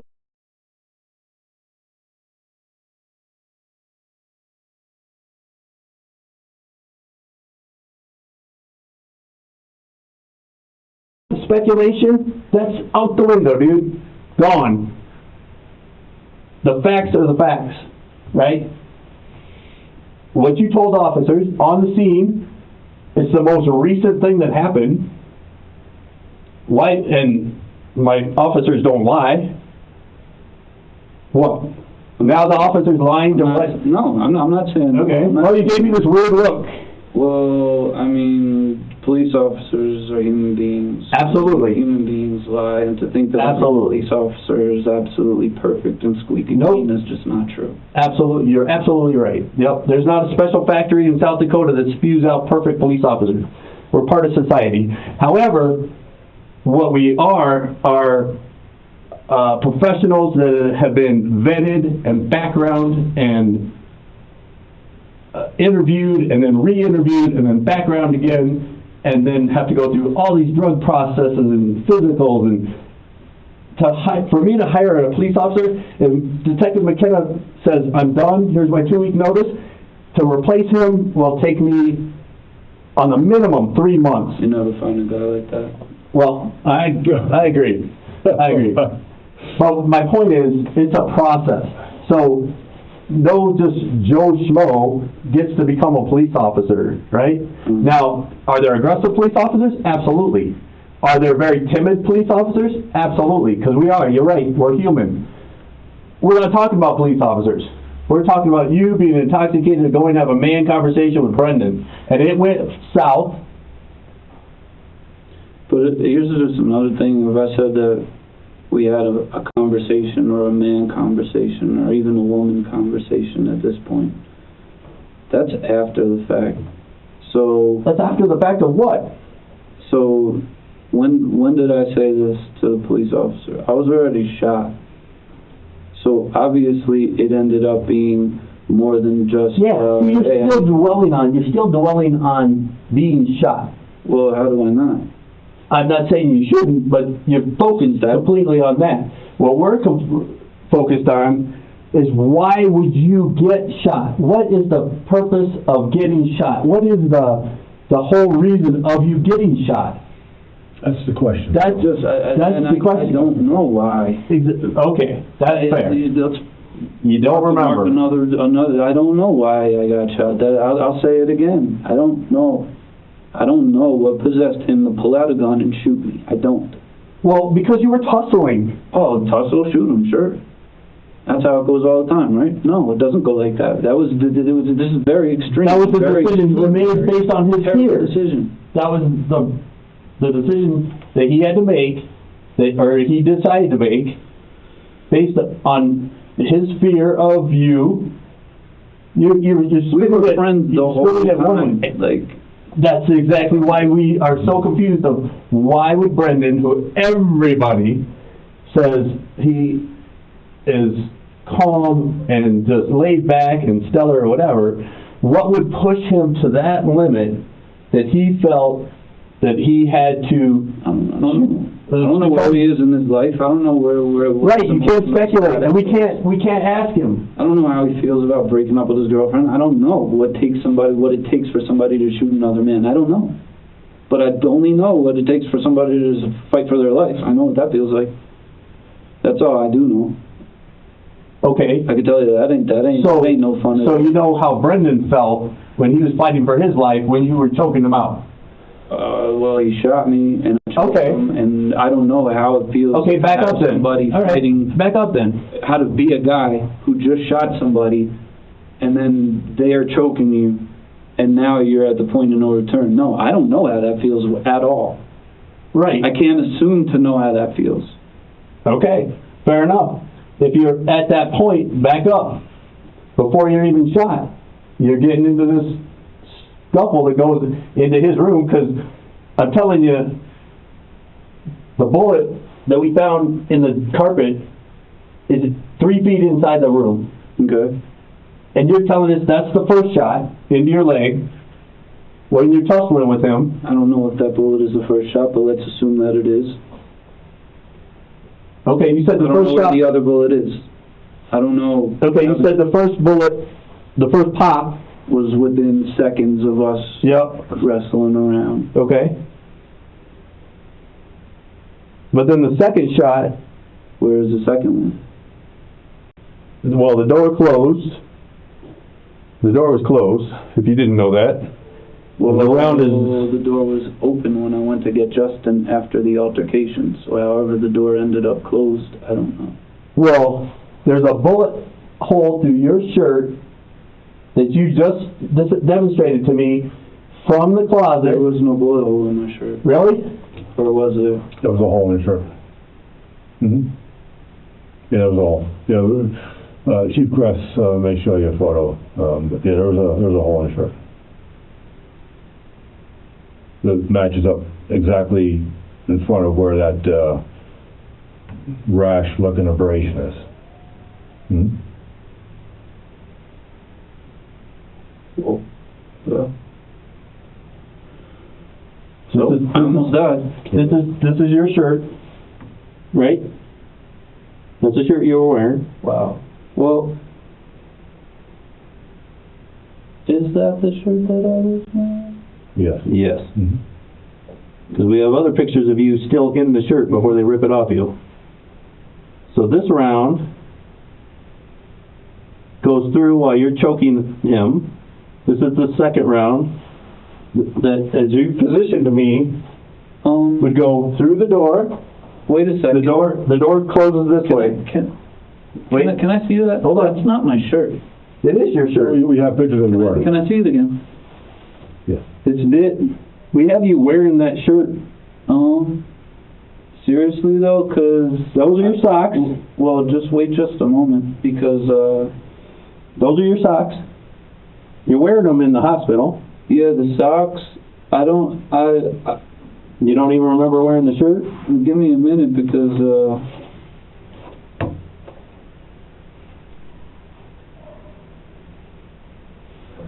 no, I mean if you say Well, that's your shirt. all right. That'll be safe. All right, yeah, that's a shirt I was. So that's the second shot, because as you demonstrated, somehow it goes zipping through you, because your shirt is loose. You're lucky there, absolutely. But the door is closed because there's a round, which makes even more sense because we were trying to figure out why it's not a perfect hole. It's a sideways kind of impact through the door, into the wall, into one of the pictures. So that all makes sense. So I almost died a little bit more than I thought. Yep. Yeah.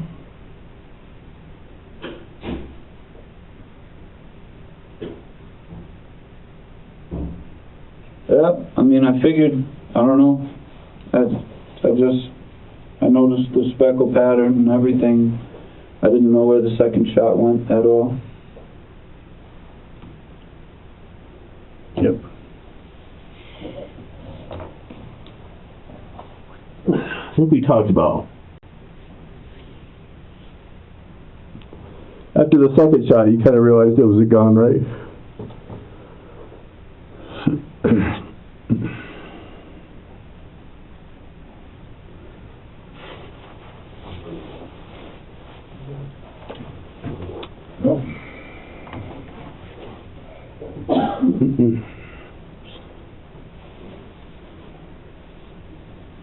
What are you thinking? Scared.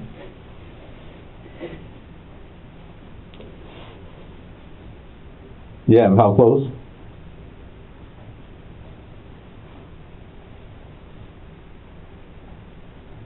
Are you going to stay in Tiger Run?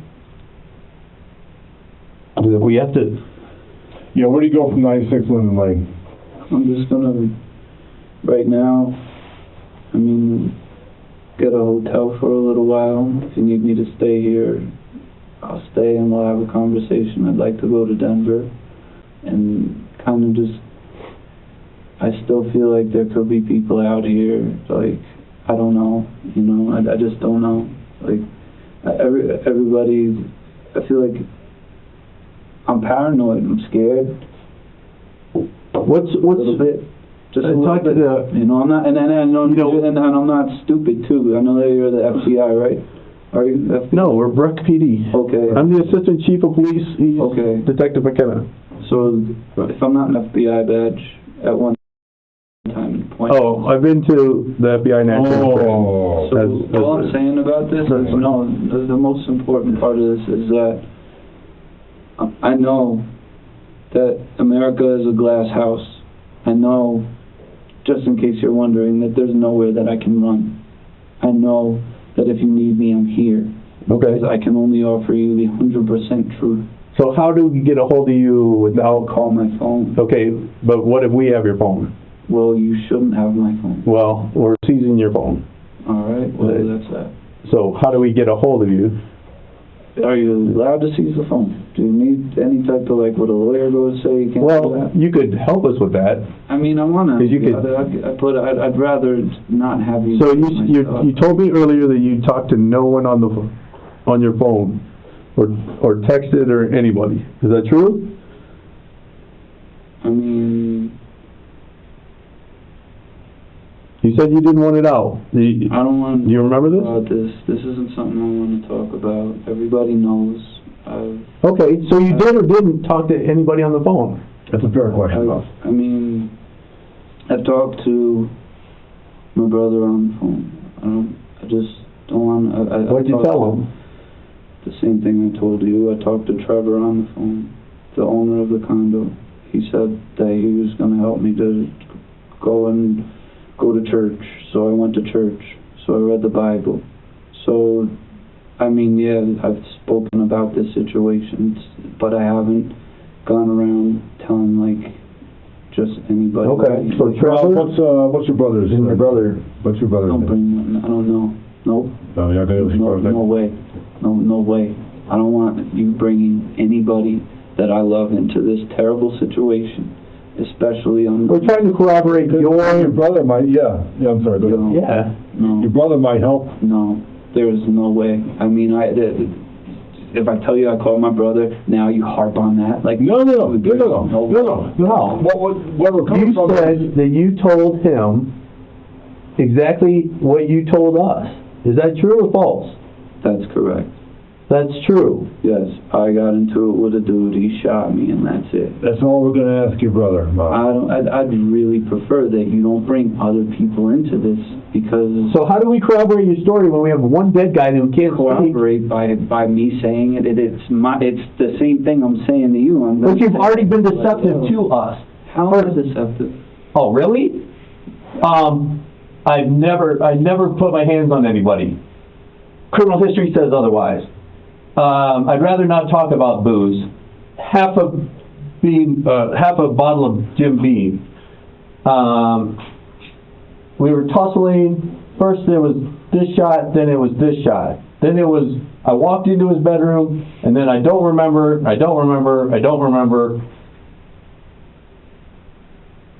That's how that's how the deception goes. I just feel like if you feel deceived and you're looking at me through those eyes, and you're looking at the wrong guy, because I've come in here and been nothing but right. See, your brother, the reason why we like to talk to other... This is why. No. This is why. The reason, explain. He actually does background investigation. Good, I know you. The reason why we like to talk, the reason why we talk to other people is, it wouldn't be to bring him into it. It would be to help you. Hey, Miles' brother. You're not helping me. But that would help you. If your brother were to say, yeah, I Miles... don't feel like I need help. You got a bullet hole in my shirt. You got a bullet hole in my leg. You got a kid with a gun. I walk into the apartment. He baits me into a fight. I get shot, and then another time, almost, and I'm almost dead. See, I defended myself. I fought for my life. When CBI comes back with their crime scene, right, then if it goes the opposite of what you're saying, you can be charged with murder. You know what I mean? These are big stakes. These are big stakes. So if you want to go ahead and gamble on what, I'm not gambling. Because if, you had a conversation with your brother, and your brother says, hey, this is what Miles told me, and it matches up with what you said, then that helps you. No. That helps you. I mean, of course it's going to match up with what I said, but there's no way. How do we know that? Well, you don't, but it's like you asking me to bring my mother and my brother and my family and people I love into the worst possible situation, and I don't. We have to bring in Brendan's father, stepfather, and mother. I will face his family, and I'll tell them, and I'll apologize, and that's all I can do. I can stand up and take responsibility for what happened. I have to face, in this case, by talking to them, my fear. This isn't going to be fun, but I have to talk to them and say, listen, they're going to hate me. This isn't cool. This is in no way, this is all bad. And it's just all bad, and I have to do what I have to do the right thing. So that means, yeah. That's all we're asking you to do, is do the right thing. No, we're asking you to do whatever you say. No, I'm not putting words in your mouth. We've had this door open since you I did know, that. but I didn't say you're making me. I said you're asking me. I'm, like I said the last time, we're the fact finders, but the facts aren't matching. But I think one big part of this is you were just so intoxicated you just don't remember. Right? I mean, that's just a fair statement. We talked about this the last time. Is you just don't remember. I remember parts. I mean, I'm not full blackout drunk, so...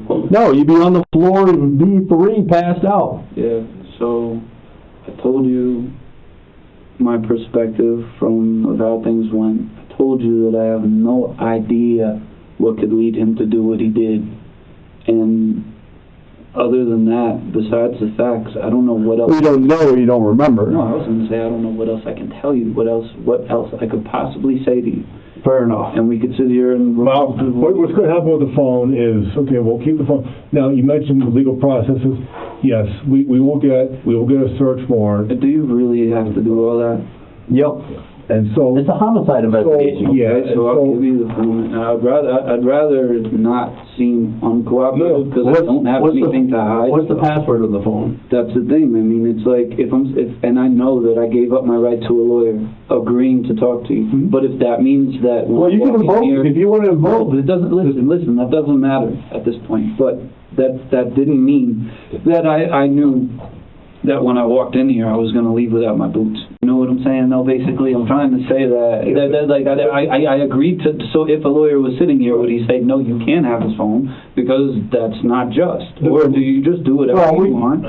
And I'm not a victim at all. No, we get a search warrant for the phone. We don't just arbitrarily start going through the phone. Warrant, then it sits in my pocket. No. No. That's not how it works. Okay. No, what happens is, Because I'd rather not be uncooperative. Yeah, if I have rights that say that you can't do that, I don't want you to do that. You don't understand how the rules of search and seizure work, okay? It's the Fourth Amendment. It can be looked up.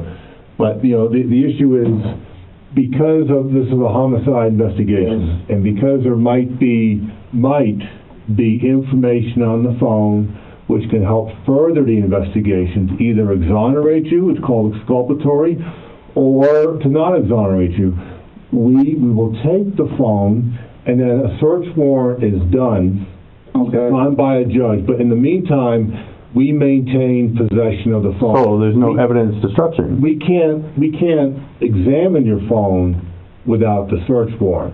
We can take the phone. Does that make sense? Yeah, so where I am with this is that I know that there's no incriminating anything on there, and I also know that there's no exonerating anything on there. So from my perspective, I'm just saying I don't want to give you the phone because it's mine. Okay. It's not, there's Perfectly fair. nothing on my phone is going to exonerate.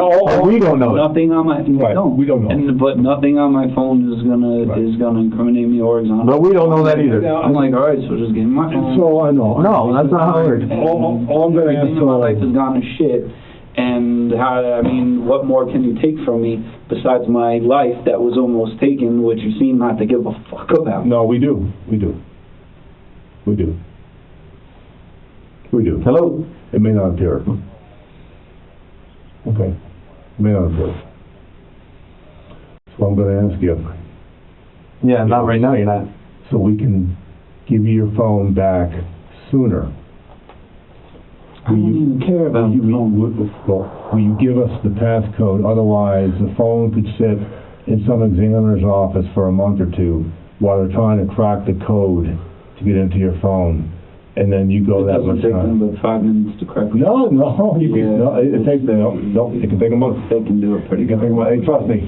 If I showed you what was the other side of that mirror right there, the computer forensic lab we have, okay, I could show you. It can take a month to crack one of these phones. 10 minutes. We just got Justin's phone back to him. Yeah. So, I mean, I'm not, with the passcode, it would help. it just, I don't wanna be Okay. anything standing in your way. So if it's easier for me to just give you the phone, then fine, but it just, I'd just rather not walk out of here without my phone, because when I walk out of here. I understand. There's a lot of stuff on the phone. Well, I mean. It's not even a phone hardly anymore, it's a walking computer. It is, and, I mean, I don't know, I'd just rather not have it. I understand. It's a tool, it's like.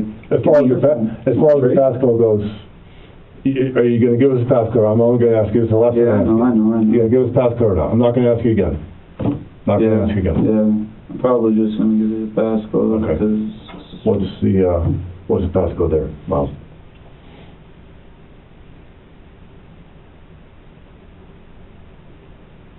This is stupid. I don't see us I'm laughing. just mad. I'm, You're mad? Yeah, well, I don't like when people take my phone. It's just not cool. You know. How do you feel when somebody takes your stuff? And can I trade me your phone for the boots or your phone or something? Like, can we trade? I don't know.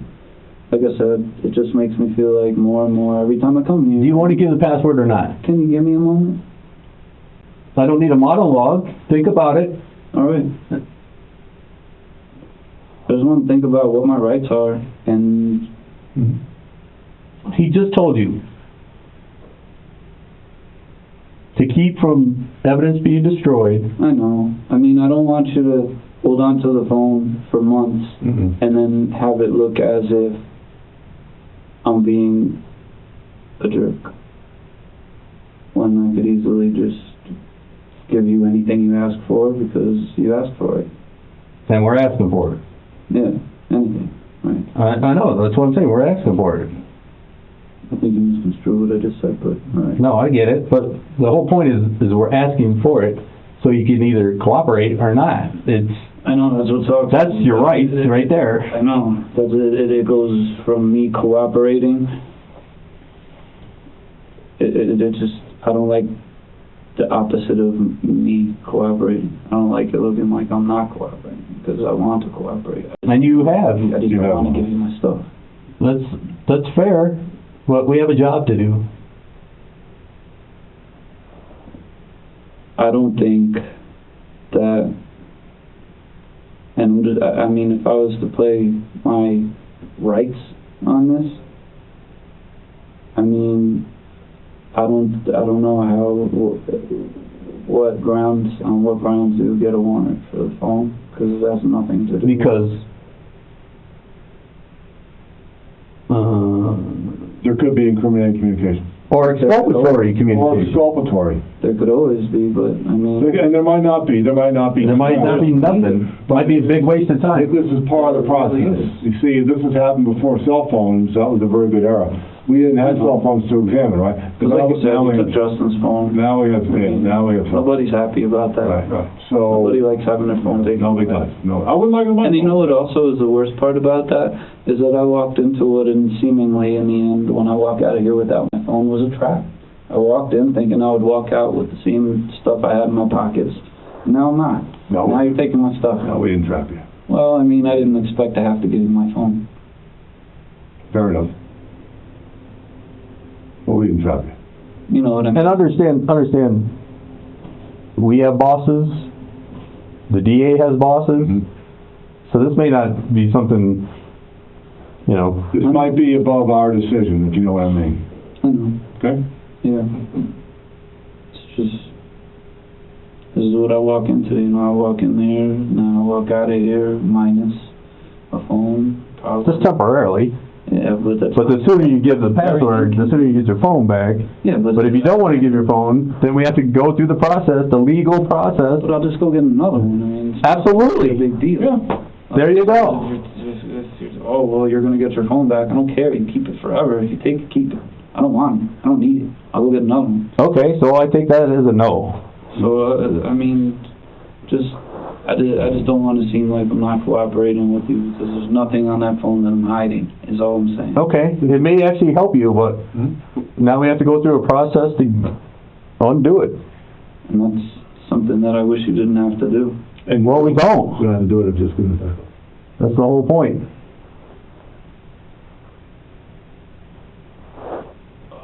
If you take it, is there a possibility that you can't get a warrant for it? And then Yep. I just get it back untouched? Yeah. Judge could say, no. Yeah, right. Judge- 3693.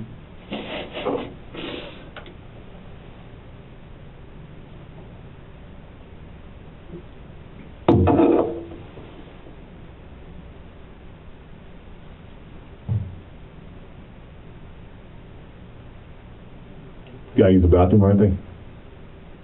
No.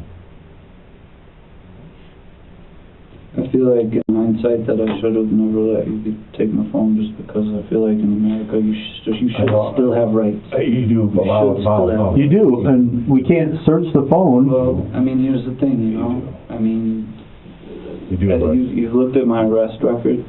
Well, I've had to plea out to several charges for no reason because I was outside drinking and the cops came for Verify that you gave us the a welfare check or something like that. And I just feel like I've been let down by the system, which is supposed to arrest criminals. And I mean, yeah.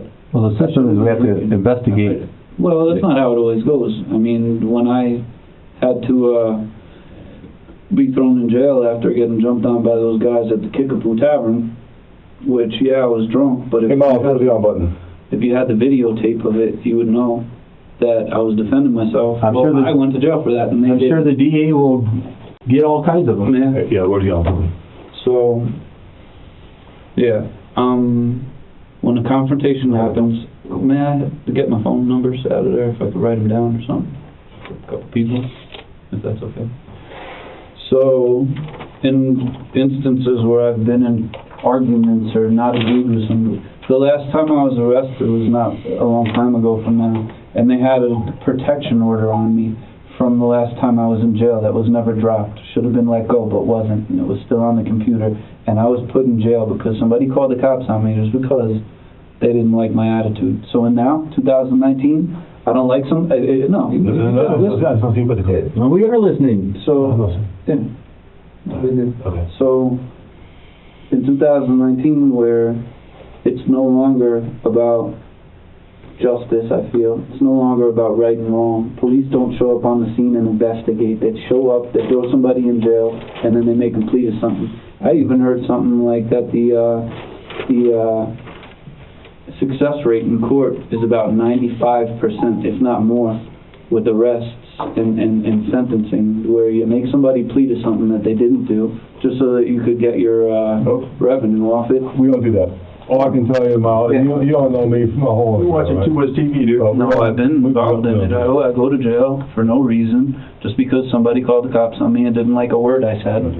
And then I end up going to jail, and then I got to plead to something that I didn't do. Airplane mode and, well, he'll put it on. That's what he does, it's forensic stuff. Good job. Thank you. Is it Android? Yeah. Yeah, probably good Androids. How you? What numbers do you want? I'll get them if you don't mind. No, you're not getting your phone. I said the numbers. I know. See, when you treat people like this, how do you make it very, as much as I'm being for, and That's because you've been deceptive before. I'm not being deceptive. I want to get a couple phone numbers. Okay. Obviously, your opinion of what deceptive is completely... Well, I've been doing 27 years of dealing with people being deceptive. Give me, are we man-to-man conversation now? Everybody's deceptive to you. Everybody's lying to you. No, I deal with 95% of the population is not. Who do you want? And you treat them all like they are, though. No. No? I haven't treated you that way. Who do you want? Why are you still raising your voice to me? What did I do? Miles, who do you want? You're not being truthful with your inner self. Yes, I You am. need more sagebrush. Yeah. Miles, who do you want? If you could go down the list, Yeah.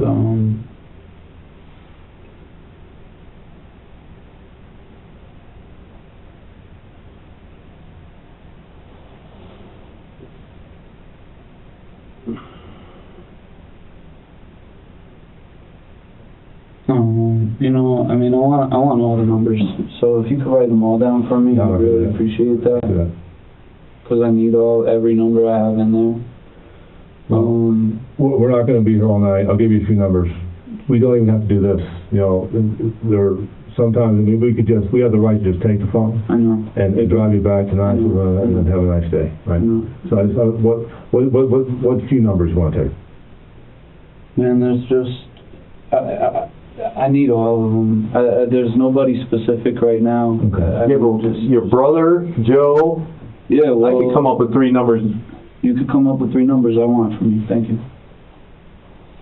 Do you know Joe's number? Do you want Joe's number? No, Do you want your brother's number? no.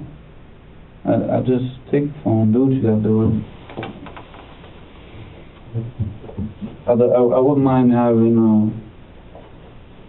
like, one girl's number that I know, Okay, yeah, what's her name? couple girls. What's her name? There's, I mean, I'm Give me single. a girl's number. I don't know, never mind, man. Just No? keep the phone. Just do what you gotta do with it.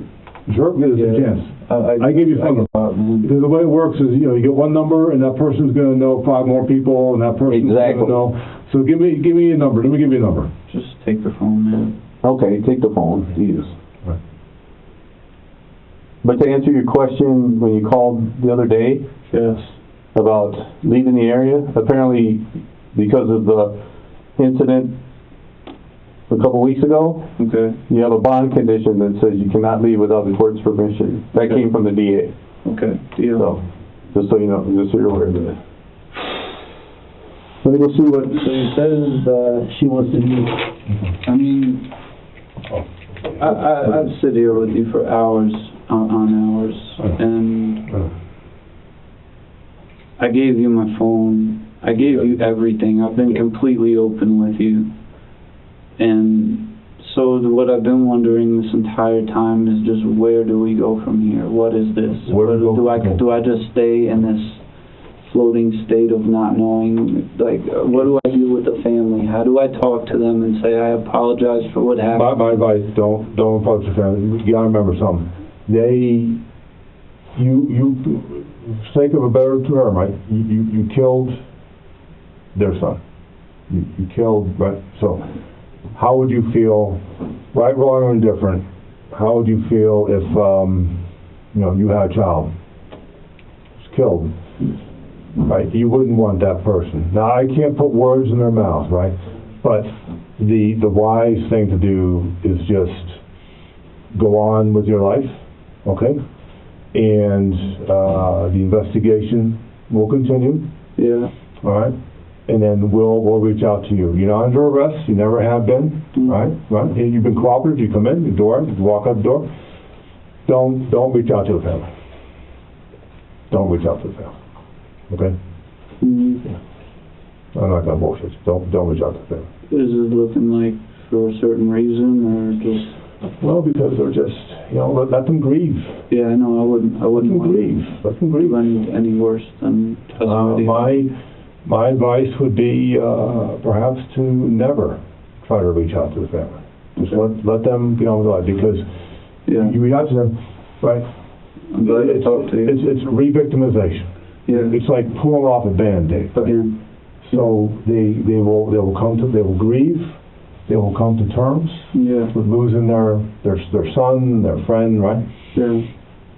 And then, you know, time never makes things fully go away, but let them just move on. Let it move. Because then if you come into the picture, It just makes things 10 times. it brings everything back, right? And yeah. It brings everything back. Have you seen, like, is there a funeral, or I don't know? I don't know. Have you seen the family or the I have not friends? seen, no, I haven't talked to any of the family. I have not seen any of the friends. I have not done that. So I could be correct in being just a little bit paranoid about. I think you're paranoid. No, they're not following you. They're not following you. If you see You never know people, what he's into. if you know? see people looking at you in the store, I mean, I understand being an East Coast guy, you're just naturally a little paranoid. I get that, right? Don't read into it, because if you do read into it, Yeah. you're gonna lose your mind. Yeah. You're gonna lose your mind. And I've been really just trying to just listen to, like, positive vibes and good things, and Mhm. trying to keep my mind I mean, after seeing that bullet hole in my shirt, there's no doubt that he was trying to kill me. Or he was just trying to do something, fire a shot, Yeah, just something. firing Because he felt as though his life was shoot a guy in the leg, then try to shoot him in the stomach, doing some shooting. You know, No big deal. he felt about, you know, maybe he felt his life was about to be taken from him. It was a very bad night. Very bad night. I mean, I've been in altercations, I've been in fights, and you fight with a certain fear, but fighting for a fear for your life is a little bit different. Fighting for fear for your life is when you got shot and you're fighting to make sure the dude doesn't shoot you again. That's fighting for your life. Other fights, I don't know. I mean, there's always a fear, but I don't know.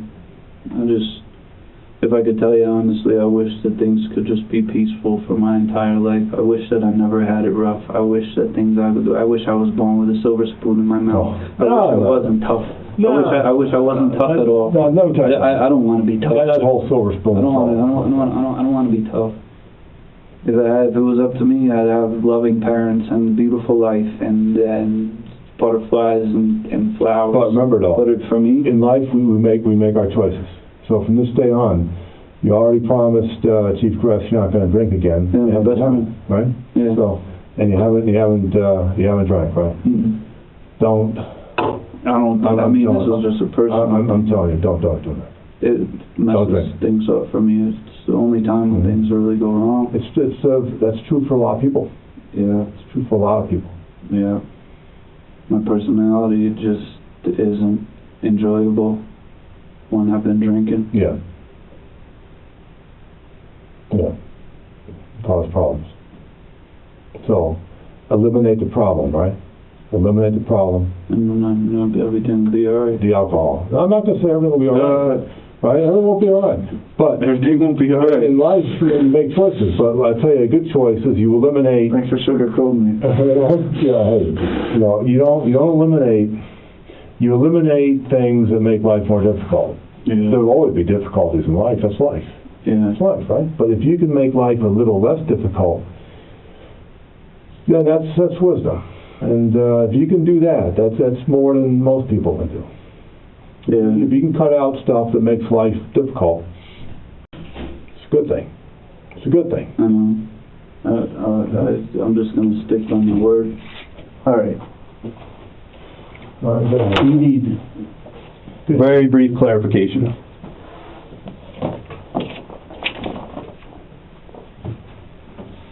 What was your intent of going after the tussle and you get shot?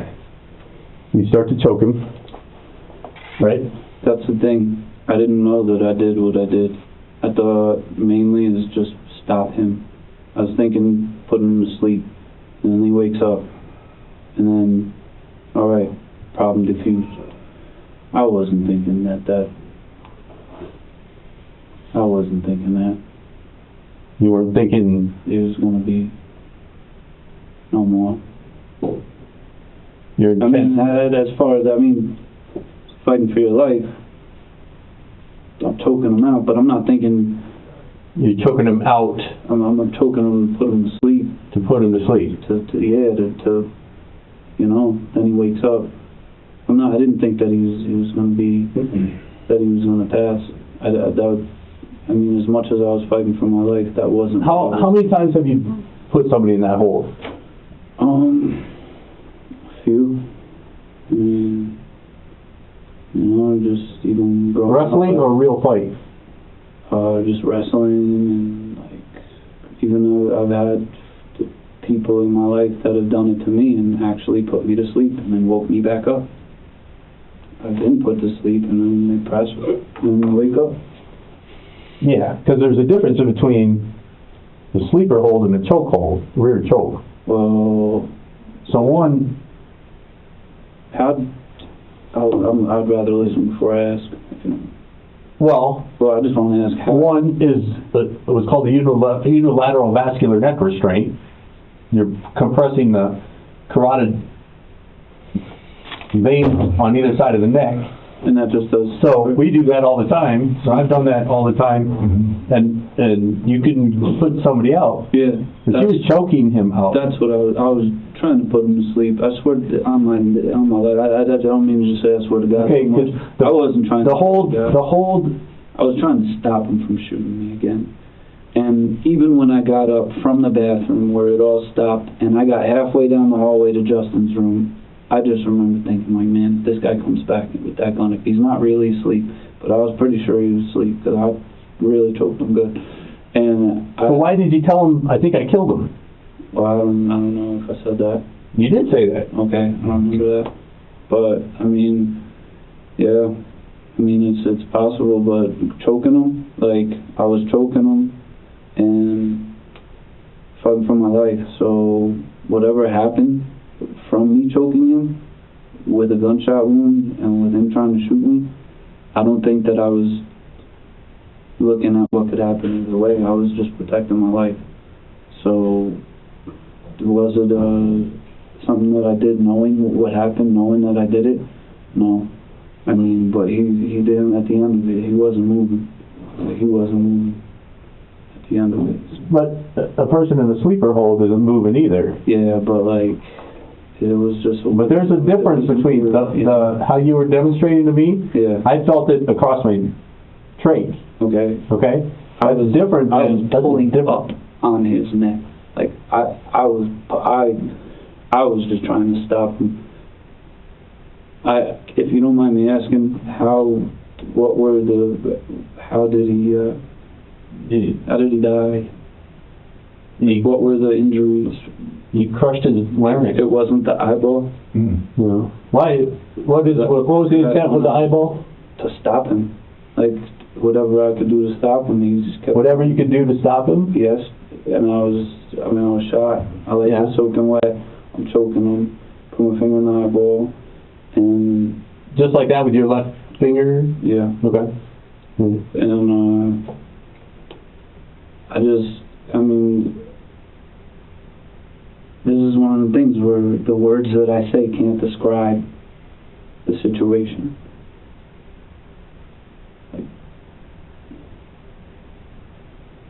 So you're trying to stop him from shooting me again. And I think I wrote it down somewhere, but tussle, first shot, choke, second shot, finger in the eye, kept choking because you said it took a long time. Yeah. How long do you think? I mean, I think I asked you that, but you're not. I mean, how long? Because the sleeper hold doesn't take too long to put someone to sleep, right? No. Yeah, he wasn't stopping at all. So, how long from A to Z, from the altercation, I can only tell you. No, from the time it started. The initial rear choke to you got off him. I can only estimate. Yeah, that's all I'm asking you to do is estimate. If I could estimate how long, I'll just tell you I don't know. I don't know how long. I don't. But if I don't know, my estimation can only be words that I say you could throw back in my face. What's an estimation? Well, I don't know. Okay. All right. But it wasn't like... But you told us it's a long time. Yeah. So when I was choked to sleep and they put me to sleep and then woke me up again, that didn't take very long. It happened quick. Yeah. So I felt like maybe I was 7 to 10 seconds. Yeah. So and it was way longer than that. Way longer. Yeah. Because you were over here and somehow you ended up in the bathroom. Yes. So it was definitely longer than 7 to 10 seconds. And probably, I'm just speculating, but because you have a finger in the eye with your left hand, you don't have a complete... I just did that at one point. You don't have a complete lock. Didn't work really. On his neck. Well, at one point in time I did, and he was still trying to get the gun out, so I poked him, and I would think I went back and just kept really trying to... Kept trying to... trying to choke him the best way that I could. Okay. All right. Let me talk with them.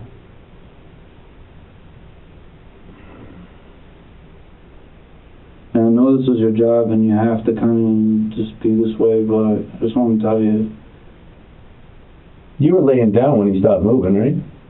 I was on top of him. Yeah. I was on his back. But horizontal. Yeah, I was Yeah. laying down right on top of him. Yeah. But you never saw a gun. I never even saw it. Now, how do you know he was trying to get out of the hole? Oh, I mean, I don't know how I know he was trying to... You know, you told us before you don't remember how you went from the closet into the bathroom. I don't remember that. I mean, just normal. I'm facing this way. Normal. I'm heavier than him. Yeah. I'm behind him. I'm choking him. I have my knee like this, trying to keep his arm. So, like, with all that, getting from here to there, I don't know. And Did you feel him come up? I just don't remember from here to there how we ended up there. He could have got up onto his knees and carried me while on his back. He could have stood up with a burst of adrenaline. You don't remember that part? No.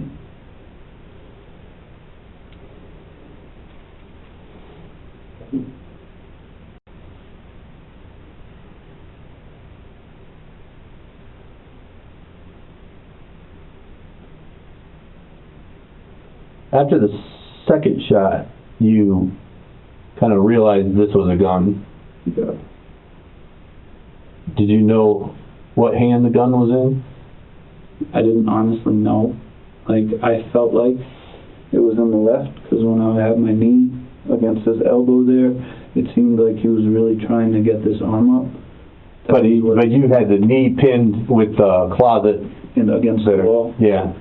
So it may just be a matter of, just kind of straitjacket. I don't know, like, if it was in his right, I'm just imagining if it was in his right, he would have probably been able to reach behind and try to, at least there would have been maybe like another shot. I think it was in his left hand, but I did not see a gun. Like, What was the illumination? I know it was dark, but was there any illumination, or was he just hanging out? Illumination, what do you mean? A light on. I don't think there was like a light on. It was pretty dark. How about the hallway? Hallway, light on. How about the kitchen? Like, so when you first walked in, you could see where you're going, or not? Yeah. I mean, Was things shut off? I don't know what lights were on. I don't know what lights were on. Well, could you see to get into the hallway, or did you have to turn on the light to see? If I was to tell you, I think that the hallway light was on. It was dark in the room, so I know it was dark in the room. Pretty sure the hallway light was on. Maybe like the TV was on, the living room lights and the kitchen lights. I want to say that they were. I just don't know. I don't know. There were some root beer cans on the counter. Do you know whose those were? Probably everybody's. No, it was just a couple. Yeah, I was drinking root beer. We had a brand new 12-pack of root beer. This is in B7. I'm talking about you walk in the kitchen. Just from when we did the check the scene and stuff. Yeah. But you don't know whose those were. I don't know. It was root beer. Did the Francis ever come over to B7, or they stayed? No, they didn't come over. Because it's not done yet. Right.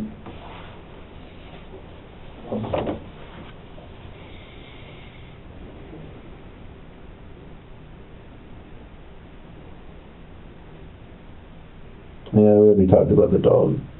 Mm-hmm. Yeah, I can't think of anything else.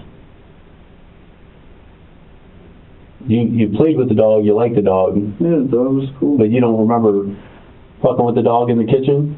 I mean, I'm not gonna fuck with the dog. I like the dog. Play with the dog. So why would Justin say, do you remember Justin yelling at you going, stop fucking with the dog?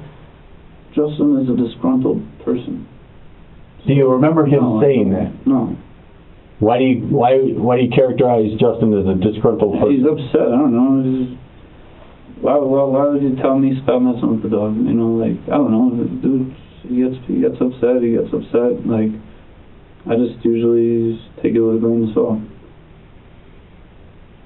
Okay. So you could have been fucking with the dog and Justin was upset. What's fucking with the dog? Like, what do you mean by fucking with the dog? What am I doing? What did I do wrong? How do you put it? Just kind of getting the dog upset. Yeah. Yelling at the dog. Yeah. Being aggressive to the dog. Yeah. You don't remember that? Well, I mean, I'm not going to get into personality flaws and who's upset all the time or not, but I'm always usually in a pretty good mood. So as far as Until you drink. the dog, I even drinking, like, I'm not like usually one of them people that's just angry drunk. Like, bad stuff happens because of my personality, whatever it is about my personality that creates so much negativity. But like, I don't know about messing with any dog. I played with that dog every day. Do you remember the dog? Yeah, I know the dog. No, I mean, when you walked in, you said the dog was in the... I don't remember messing with the dog. I don't remember the dog that. So, was the dog in the van that night? Why would the dog be in the van when we show up? I don't know. You don't remember? Or, I do not have any about the dog. The dog is a non-issue. Well, no, it goes to behavior. If you're fucking with the dog, it's I'm not fucking with the dog. Well, then why would Justin? Well, why would anybody? I don't know. I mean, if his perception of me messing with the dog, Because you were acting stupid, your words. well, yeah, but I mean, Justin's the type of person that always has to kind of be like a school teacher in such a way. Like, he's a very, I don't know, he works over at the restaurant, and go ask about him. You'll get to know the type of guy he is. He's snappy. Snappy as in Like, he's short-tempered, or snappy happy, or... I don't know. I mean, Well, you said it. What do you consider snappy? I don't know. It's like, if he said something to me about the dog, it wasn't that big of an issue, because For you. I mean, I don't know. Like, he's just I don't know. Like, it has nothing to do with him. Like, I don't know. Maybe it has everything to do with him. Maybe he's involved in a situation. I know, but I just don't know where me having a conversation about him is gonna help anything. His personality is his personality. If you want to delve into the intricacies of his personality, go talk to him. We have. We'll go ask people. That's why we have, twice. Okay. And he's been very forthright about his own issues. Very articulate. And he's told us that he's told you, because he has his own issues, that you need to go, you need to go talk to somebody, because he's seen behavioral issues in you that he knows of. And I mean, Is that valid? He has his judgment about everybody. He works at a Well, he's human. Yeah. Yeah, I mean, when people, like, just the issue came up, so let's just talk about one instance to where I can kind of make an example. Okay. Where, like, he's the type of dude that, like, where a lot of people will brush things off and be like, whatever. He has to say something. He has to put in his 2 cents, and he has to be an authoritative figure in every sense of what's going on. That's it. I mean, that's just is what it is. That's who he is. Because of his position because it's just his personality. I know. His life and his trials and tribulations and his problems, that's his business. That's nothing to do with me. And I mean, as far as him telling me don't mess with the dog, I don't remember that. don't remember him telling me don't mess with the dog at all. And You don't even remember the dog being there. I mean, the dog was there all the time, so if the dog's there or not there, to me it's just secondary. Like, all right, dog, all right, no dog. Like, it's not something that's on my mind or that I think about. I play fetch with the dog all the time. Dog always has a stick in her mouth and always drops a stick and comes back like all day, endless energy. So I always play with the dog. So I'm not like, I like the dog. I like Brendan.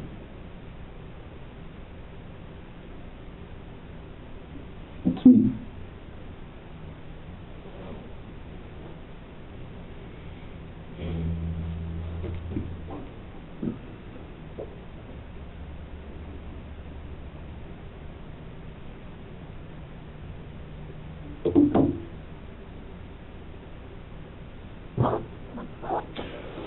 When you leave here, obviously we have your phone. If you get another phone, okay, will you call me and let me know what the phone number is so we can get a hold of you? Right? Okay. How long will you have the phone? Hopefully not long. Okay, couple days. Probably a couple of weeks. Couple weeks. Couple weeks. Yeah. Couple weeks. We've got the warrant. Be looked at. Thank you for giving us the code. Be looked at. And then hopefully no more in a couple weeks. I'll get a goal. All right, and So,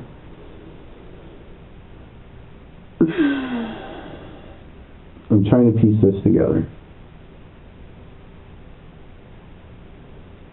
And we've talked about this ad nauseum of what you remember and what you don't remember.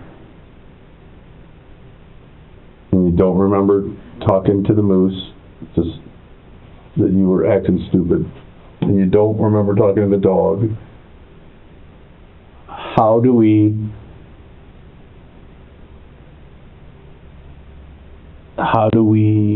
believe that you remember anything of the incident?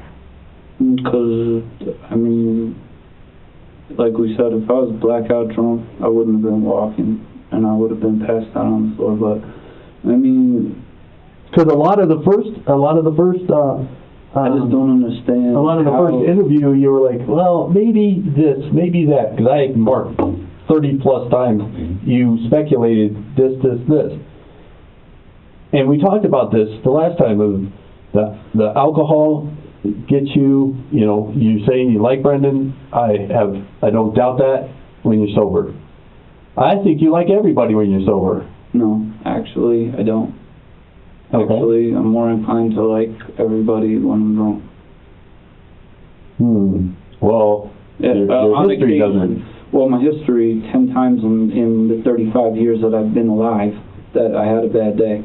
And that's all you're judging me on, except for you don't have sitting in front of you a report for every good thing, great person, and awesome thing that I've ever done in my life. You're only judging me on the few negative things that you see, which are actually not even the truth anyway. Really? You were convicted of all these things. Okay, so You had a what past happens when you get history. arrested for Wait. speeding and they make you plead to jaywalking? It's not the truth. Right. Okay. You're absolutely right. That's a plea bargain. That's a separate issue from what you got arrested on. Okay. I have listed what you have been arrested on. It's all disorderly, obstruction, resisting, probation violation, CCW, which is a felony. So, you know, you carrying a concealed weapon. You had a gun. You're a convicted felon, yes? No. No? All right. Why am I a convicted felon? You have No. a bad look about me, and But I've you- been but you arrested have this- several times for being Well, a petty. we have your gun. Yeah. Okay. I don't, because I didn't ask for it back. I asked once for it back. But you had you were carrying a concealed weapon without a permit. It was my birthday, and it was empty. But you were carrying a concealed weapon. You have to have a permit to carry a concealed weapon. All right. Okay? Yes, That's why we have your gun. I know. Okay? And I came over here to get it back, and there was no detective available. And at that point, I just had enough with the whole gun situation. I grew up in New York. You're not allowed to have guns in New York. I don't care about having a gun, whatever. If somebody wants to shoot me, let them shoot me. So I let you keep the gun. I said, I don't want the gun back. You want it? Keep it. I don't want a problem. I don't, that's how I'll walk away from a problem. Here, you want the gun? Keep it. If I need another one, I'll go buy one. If I'm allowed. I'm not a felon. What is, you know? If you want to keep it, just like you want to keep the phone. There's the same reason why I let you have the gun. Is because if you want it, you're going to keep it. There's nothing I could do. You're far beyond my authority and my rights. Once the case is adjudicated, no, we get back to you. Yeah. Hmm? At the DA's office, like I told you before, we're the fact finders. We don't charge anybody. You understand? I mean, you've been in the criminal justice system, but I don't know if you understand the actual criminal justice system. Well, the police officers that are on the road with nothing to do but create revenue for the town are going to arrest me, bring me in, and make sure I'm charged with something because it's financially feasible. I don't care if anybody likes me saying that because it's the truth, and I'm not going to go out and telling everybody. Let me tell you, as an administrator who has to deal with budgets, if Officer McKenna writes you a speeding ticket of saving $200, which is not. What about the? Wait. And then you take it to court, and then Officer McKenna has to go to court on his day off, so he's getting time and a half, and then the judge finds you at fault. Okay, $200. $100 goes to this fund over here that's been designated. This fund over here. This fund over here. I actually lose money paying him time and a half. So don't tell me. I'm not complaining. Don't tell me. Yes, you are complaining. It's the truth. I've been arrested several times, and I never did a crime to be arrested. I got arrested because somebody was rubbed the wrong way. So you just got all the cops, and then I'm in jail because of an order that was supposed to expire. The moment that I stepped out of jail. So all that criminal history that's on your criminal history from Florida, from New York, and Colorado is completely bullshit. Basically, you get away with it, it's all bullshit. And I know that you're a police officer, so I don't mean to offend your. You won't offend me. But I just want to tell you that I think that you know them. I think you're ignorant. What I say. Well, I may be. You have no idea what you're talking about. All right. So. And I don't think you remember what happened to the scene. You don't know what happened to the scene because you're intoxicated and you're speculating of what happened. That's the truth. Because you don't know what you're talking about when you're talking about revenue and government, police. You have speculation because you're good at that. I'm not insulting every cop. There's good cops, there's bad cops. But you just generalized that your whole criminal history is bullshit. Okay, I know. So you're the victim, right? Every situation. Am I you're the victim. Or how about how about through the eyes that you'd rather look? I'm always wrong. So maybe sometimes I'm the victim, and maybe sometimes I'm always wrong. How about that? What do I have to go on? I don't have a freaking criminal history. I've contacted the police maybe one time as a witness in 50 years. I'm twice your age, and I've had one contact with law enforcement. See how you're yelling and I'm upset? Because you're not listening. Why? So your auditory exclusion isn't getting through. You're not opening your mind. And I don't even usually see the confrontational way that you're speaking to me. I don't even talk to people like that. Until you beat them up or choke them out. And then you say something like that. So how do you expect me to really continue a conversation with you? If you want to stop talking, say, I'm done talking. Is that a yes, no, maybe? I just don't want to argue, man. I don't want to argue, man. Please. Well, I'm going to argue with you when you are wrong. Okay? That's what I think the crux is. You're the victim, so when people don't agree with you, you get pissed off, even though you're completely wrong, because you don't know how law enforcement works. I have no idea. Exactly, but you think you do. No, I don't. I just know you just said you did. I just know that you've been wrongfully accused every single time that you've been arrested. You have not owned any of your behavior from day one of you started drinking. Well, I mean, I can own it, saying that when I drink. You haven't shown that to me in the 2 times we talked. Going, I take responsibility for the fact that when I drink, I rub people the wrong way. And maybe some people don't know how to control their emotions so well. But I don't know.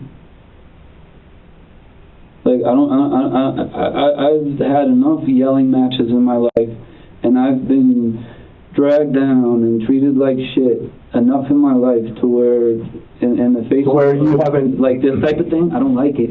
Like, I'd rather just not. I don't like it either. I could be home Like, having mac and cheese. The thing is that your tone isn't changing, and it's not gonna.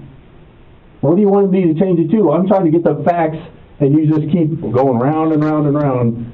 But, Yeah, but that's fair. That's fair, because wait, stop. You're making me seem like a bad guy, and I'm not. I'm fully convinced you're not the good guy either. Right? So good guys You're don't the have victim, flaws. right? Good guys don't have flaws at all. Like, I'm a good guy. I really am. Whether you like it or not, Until whether you you want start to believe drinking. it or not. Until you start drinking. Because the only thing I have that shows me that, well, your own words have said that, but I have criminal history, which you say is false, but okay. Oh, Yeah, you did. I'm saying that it's not always as it's written. It's not always as they make it out to be. And I'm overall a great person, and I do everything I can to do the right thing. And when I've been living up here for, 4 or 5 years now, and I've been arrested 6 times, or even, it's just like come to the point where I feel like maybe my type of personality doesn't mesh well with people in Breckenridge who are from all over the United States, who may have a lot softer of a way of being. We got people over here from Wisconsin to Florida to California to New York, everybody. And people come from a place maybe where others aren't so loud or opinionated or just like say whatever. And maybe I'm used to being like that and not being arrested for it and not being looked down on upon just because of my attitude. Like, in New York, people act like me, and I'm comfortable there. Nobody ever thinks that, like, I'm that guy, but I get around people with a lot softer personalities, and they are not used to it, and They get fearful. Are you fearful? Or where are you from? I mean, I'm a native Coloradan. I was born and raised here. Respect for that, but I come from New York, where people are a little bit. I know all about New York. Great. But, I mean, I'm sure you've been that's there. my I'm point. sure you like it. You said there's other people from other places around the So country. your perception of me as being, if it is as being such a whatever it is that you see me So as, Brendan could have been fearful of you. that just doesn't make sense. Why? You just said it. You said it. You just said that other people from other parts of the country that's not New York. They don't mesh well with my personality. Right. You said because they're softer.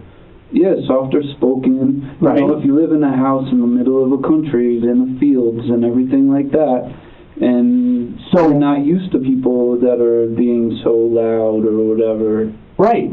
It makes them afraid.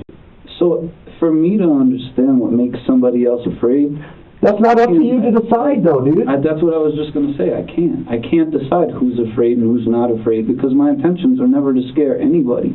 So it's just by being myself. So the but people we talk to says otherwise. So if Shrek walks in the room and everybody runs, but he's really just a nice guy, well, they're not used to that. They're not used to seeing somebody that looks like Shrek. That doesn't mean the fear isn't real. But you don't even realize that you're still yelling and having like a terrible just way of talking to me, and I've been nothing but 100%. But you're not listening to me. I'm listening. I even shut up so I could listen to you. But you're not. You're so self-absorbed that you can't understand that their fear, whether you agree with it or not, is still real. Some people don't like roller coasters because it makes them afraid. Okay. Are they any less of a person? No. Okay. So whether they're from New York, California, it doesn't matter. People are people. I've been to Saudi Arabia, I've been to Africa. People are people. Okay? But if a roller coaster walked into a daycare center, you know, like, the kids might get scared. I don't Right. know, like, But that's, or maybe not. That's a Maybe legitimate they- fear. Some kids love roller coasters. Right? Some don't. That doesn't diminish the fear of those that are afraid of the unknown, right? You are afraid of the unknown of of your future. Even while Right? I know that from your eyes, maybe you don't like me that much, and I could tell that by the way you're talking to me. Maybe you're a little bit upset with me, and I know you've been yelling at me, and that it's just your attitude towards me is... Should I walk away? No, I was just going to tell you Right. that deep down inside, all I wish is that all of that would go away and that you were my friend. So do I. So do I. And hopefully you're on the right track, but I'm not going to associate with people who drink. I'm not saying that I Wait. want to be your best friend. I'm just saying that I know. wish that we could I guarantee speak you we're not going to be cordially. drinking buddies. I don't want to drink anymore. I don't go drinking with him either. I'm done drinking. But- I made you a promise, and I hope you stick to it. But for me, who I hang with are people of integrity and behave in an appropriate manner. And I don't care if they're relatives or not. If you don't, because I have, in my position, I have to be held to a higher standard. Do you agree? So even my relatives, I tell them, your name is my name. What you do now, positive and negative, will affect your future. So if you do something stupid, and they look at you, oh, you're AC Gress's kid, or uncle, or nephew, or whatever, I damn straight I'm going to be pissed. And I would expect, if I conduct myself in an inappropriate way, I just won't, because not only am I living for myself and my name, but for everybody who owns my name. Does that make sense? So at some point, we could be friends. We may not be drinking buddies, but if your behavior is such an aggressive manner, I don't care if it's you, him, her, it doesn't matter. I have a standard of conduct that I expect my friends to uphold because I uphold them. And I'm not going to hang with you, and I haven't. well, people usually hang out with people that are like Absolutely, you're absolutely right. You know, the birds of a feather kind of cliche, right? Yeah. So, but your intent was A to, lot of people like me, I guess. I hang out with people who I think share commonalities and that are my friends and stuff like that. And then people turn on me and treat me like shit, and just like I always just try to put my best foot forward and try to treat everybody, as they say, the golden rule, the way I want to be treated. And whether you believe me or not, I'm telling you, this is the truth. All I do is try to treat people good. I'm not a bully. I'm not a bad guy. I don't feed off of other people's fear and their bad feelings, and I don't want other people to be in a negative mood to make me happy. I don't. That's not even close to the kind of person I am. Not even kinda. And I can only tell you that. I mean, yeah, anybody else could say because I've been a jerk or I've got drunk and made them feel like any way that they feel. I don't know how people feel because the way I act, I rub them the wrong way. It's only I know sometimes. But those are instances. But 99, like, I really, really try my best to try to just create good energy and to have a good life. Like, all I want is just to have a good life. Nothing extravagant. If I'm able to be successful in business and make a whole bunch of money and live comfortably, that'd be awesome. I just want to be comfortable. And the last thing I want is for anybody to feel any negative way because of me. well, perception is reality, dude. Yeah. And once you've dug yourself kind of in a credibility hold when it comes to that, it takes that much more integrity and behavior, good behavior, to prove it to people. Talk is cheap, right? I've heard that recently listening to just mental mindset videos on YouTube. This Chinese guy talking about meditation, and he was talking to a guy. He says it's your responsibility to focus your energy on good vibrations and then on positive energy and on beautiful things to create balance, because the key is balance. even a Buddhist monk isn't perfect. They have their days where they're feeling not in such a great mood or whatever. And he says that it's important that you focus your energy and time on creating good vibes. And then the person who was interviewing him said, well, if you have to focus all of your energy on creating these good vibes to create good energy for balance, he says, then why is it that he says when things are going really well and everything is going really nice and things are great, do you have to get in a bad mood to bring the balance back to that? And the China monk guy says no. He said because good vibes and positive energy are like a flower that grows in a garden with weeds in it. And he says the weeds will grow 10 times faster, and you don't have to worry about that. That's the negative vibes. They're going to grow 10 times faster, but that's why it's your job to focus your energy on balancing by just creating greatness, because the greatness is like a flower, and it takes a long time for that flower to grow in comparison to the weeds. So to create balance, you just have to put your energy towards creating good, positive energy and love and happiness and sunshine and butterflies and all that nice stuff, because all that other negativity stuff grows like weeds. Wow, that's deep. I'm a pretty philosophical person. It's good. Now you have to live up to that. I try to. Do you know, I don't think we told you this, when the officers were responding to the scene, at some point, deputies got a hold of us asking should they respond too, because you fought with them in the past. Yeah. I never fought. Fighting is dumb.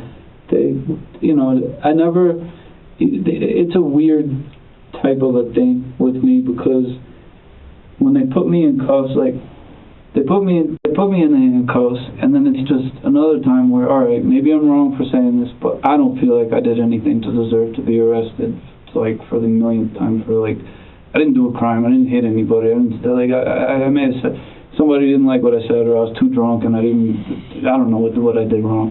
So I'm sitting there in the handcuffs, and I'm thinking to myself, like, as they're trying to put me in the car, that's kind of like when I get arrested. Yeah, like, I'm already handcuffed. There's 4 of them surrounding me with guns, sticks, knives, and bats.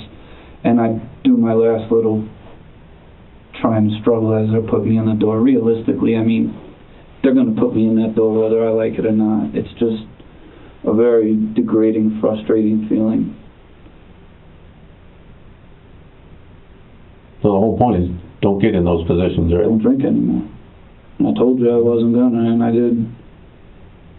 And let me talk with them and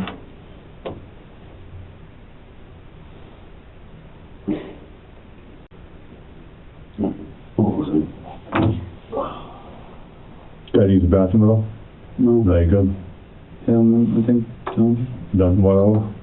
Verbal. One over? No, do you want to soda? No? No. Go ahead.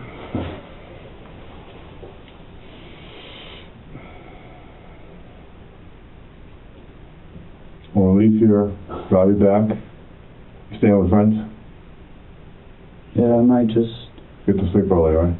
yeah, You might just what? I don't know,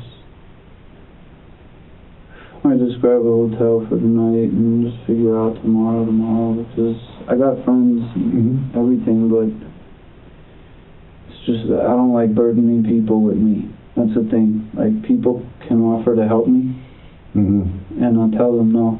I'll say I'm not going to accept your help unless I'm really need it. If I don't really need your help, then I can kind of just take care of myself, however, whatever. I'll take care of myself. I don't like letting people or help me or burdening people with my nonsense. I don't like being that kind of guy, because eventually people get sick of that kind of guy. But you know, though, if someone offers, hey, Miles, what are you spending out here? Yeah. Take them up. You know what? I know. It makes them feel good. Yeah, I know. I know. It's like, I saw the Z-rash, or whatever they call it, Yeah, and the stippling, or whatever it is, yeah. I was like, and I know different people who have been in the military and stuff like that, and I was made aware that he almost shot me again through my stomach. And when I saw that picture with the hole, Yeah. Close.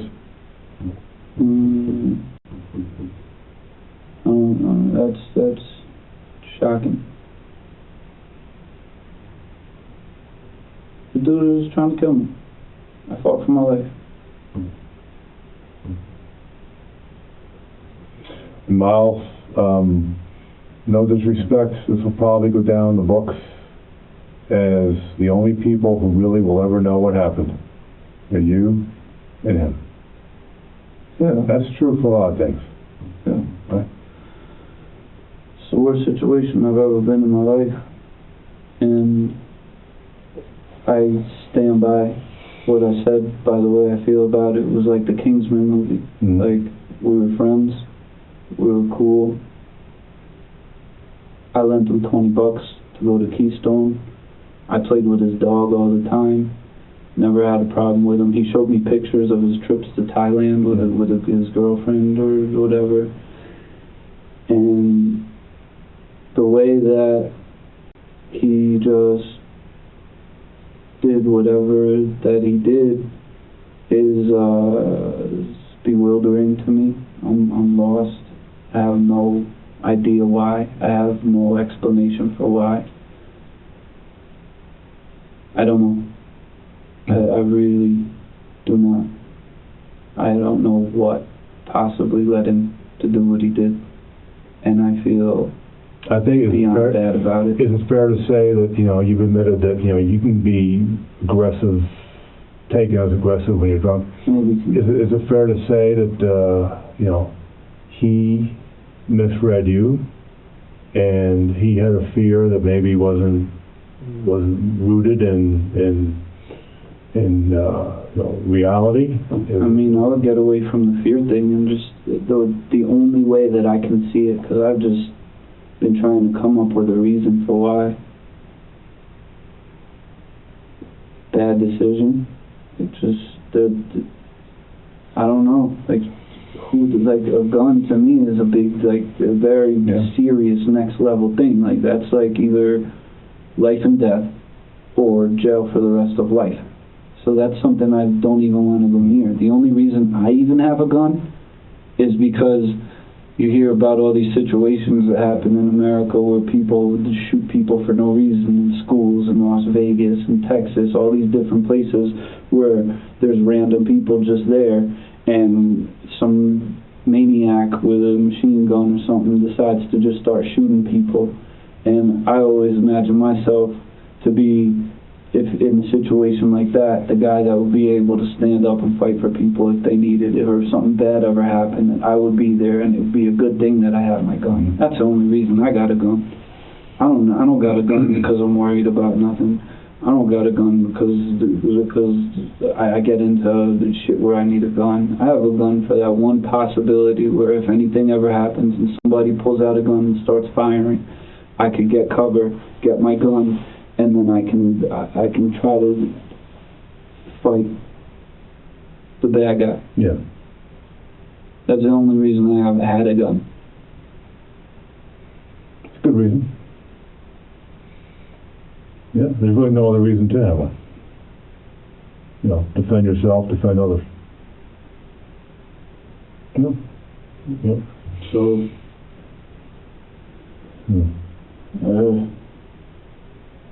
what is it? I just don't understand. I don't understand at all. Yeah. I don't think nobody ever will understand. Here's a guy who was, again, I never met him, but everybody's saying what a nice guy. Well, you even said, friends. Like, how do you go from being friends and close and living in the same place with somebody, and then you just get gumshoe? But remember though, there is the other side of the equation. You were intoxicated, right? So you came in, you were intoxicated. For whatever reason, something either happened or said, and it caused him to be fearful. He's not, I mean, you can agree, he's not going to shoot somebody. He's just not going to shoot somebody. I don't know how that is. I mean, I heard he came, I can't, he's 29, correct? Yeah. I don't know the life that he had. I don't know what type of stuff he's been involved in. I don't know if he's ever shot anybody before, or if he knows anybody who shot anybody before. I don't know. That's what I'm worried about now. I'm like, well, who knows this guy's past? I don't know. I mean, obviously, he got a gun and shot somebody, so, like, that takes a certain kind of person. Yeah, but he's got nothing that indicate that. We know that. We know. I don't know him that well. I just know him from being the guy that was living at the construction site. Yeah. Never had a problem with him. I'm just trying to make sense of it myself, but I honestly cannot. I don't know. Yeah. We're standing here back and forth. And bang. Who pushed you first?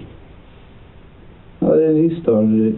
The way I could see it was he went and got the gun. Because Joe said, when I asked Joe, he says, how come he couldn't just get in his van and drive away? How come he had to come back with that gun? So... But the gun could have already been in the room. Could have been. Yeah. Not that I know. Right. But... Mm-hmm.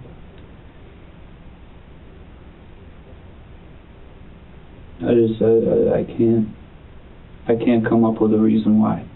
I can't. And the only thing I could see was that he put the gun in his pocket or wherever he had it, baited me into something, and then shot me, and I fell for it. I don't know. If somebody puts their hands on me, naturally, I'm going to put my hands on them back. That's it. Is it possible maybe you were coming in the room and he put his hand out to stop you? No. This was... I could take responsibility for when I do wrong, but in this case,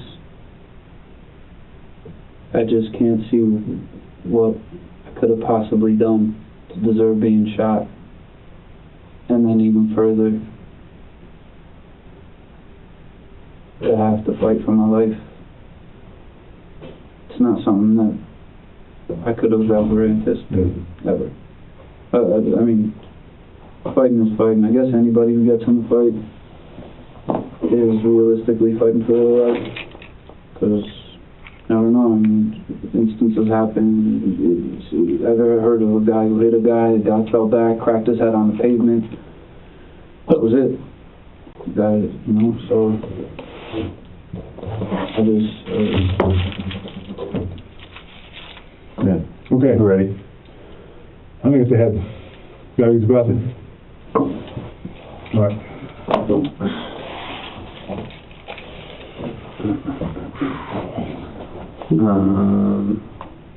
You have your car keys? Yeah. So you're saying, look at this.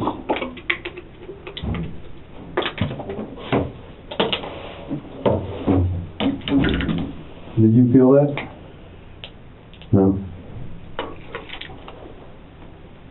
Do you know what direction that would have came? It's hard to tell.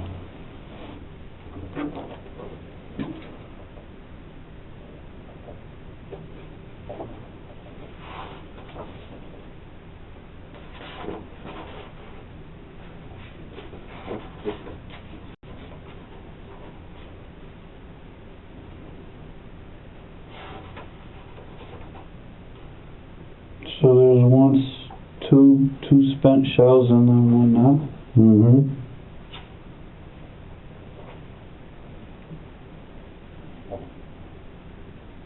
So you're saying your blue jeans are still up there? Here they are.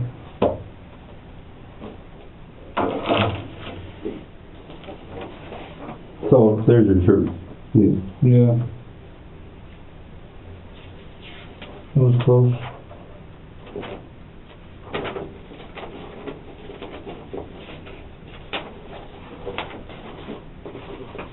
Lord.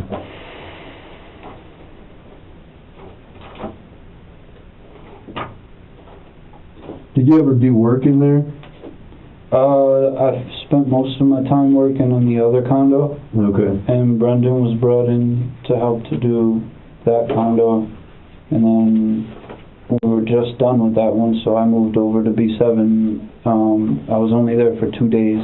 Did you do any work in the bathroom or anything? None of that, no. Okay. All my You work worked on the mantle or? B3, no, B3 Oh, was, that was the mantle I have a list of things I did for B3 from from A to Z. I installed light fixtures, did the entire floor by myself. I put the wood above the fireplace, installed the brackets, the locks, painted. I did everything in B3. I did a lot of stuff. I'm trying to see if there's a picture of kind of the illumination on there. But everybody's got flashlights and stuff.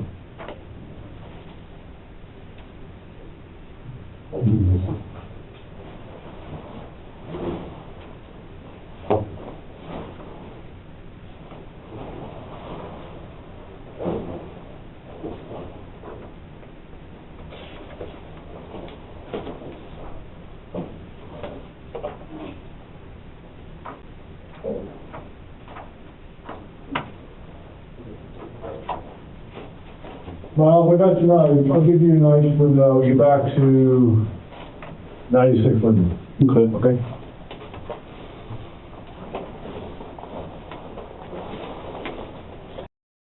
He remembers that, but doesn't remember feeling it.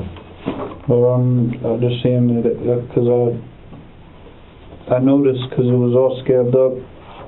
And Yeah, I assumed that was second shot.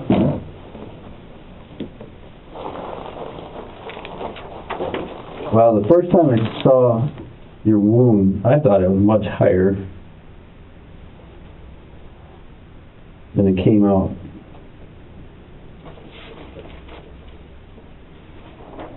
Oh, there we go.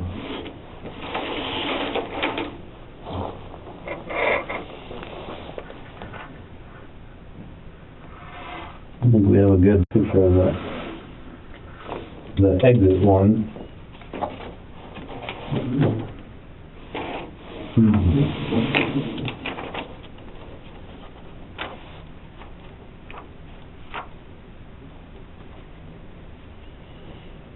So he was telling me he doesn't, he didn't do any work in the bathroom at B7 or the, where Brendan's master bathroom was. So. Okay.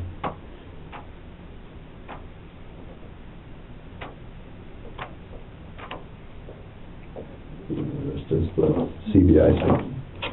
All right, let's keep it. We have, if you're gonna get another phone to call up. Yeah, you'll give me a shout if you get a... And we know where you're gonna be, and make sure you don't go anywhere. Like I said, the DA's office has, because of the other incident. Yeah. Unless you get permission from the court. Right. When's your next court date on whatever the last thing was? I gotta look at the paperwork. But you have the paperwork? Yeah, I'll deal with that. Well, don't forget, because then that gets worse. And bench warrants and all kinds of stuff. So. That to me is something that I got to deal with. This to me is a very big deal, and I just I know from day one I could have asked for a lawyer and been some jerk about it, dude. I want to be fully forthright with you because. Fair enough. And you never think you're gonna get into it with somebody, but out of nowhere. Yeah, I don't know what he was thinking. I can't ask him. Miles Tovar was convicted of killing his roommate Brendan Rye and sentenced to 14 years in prison.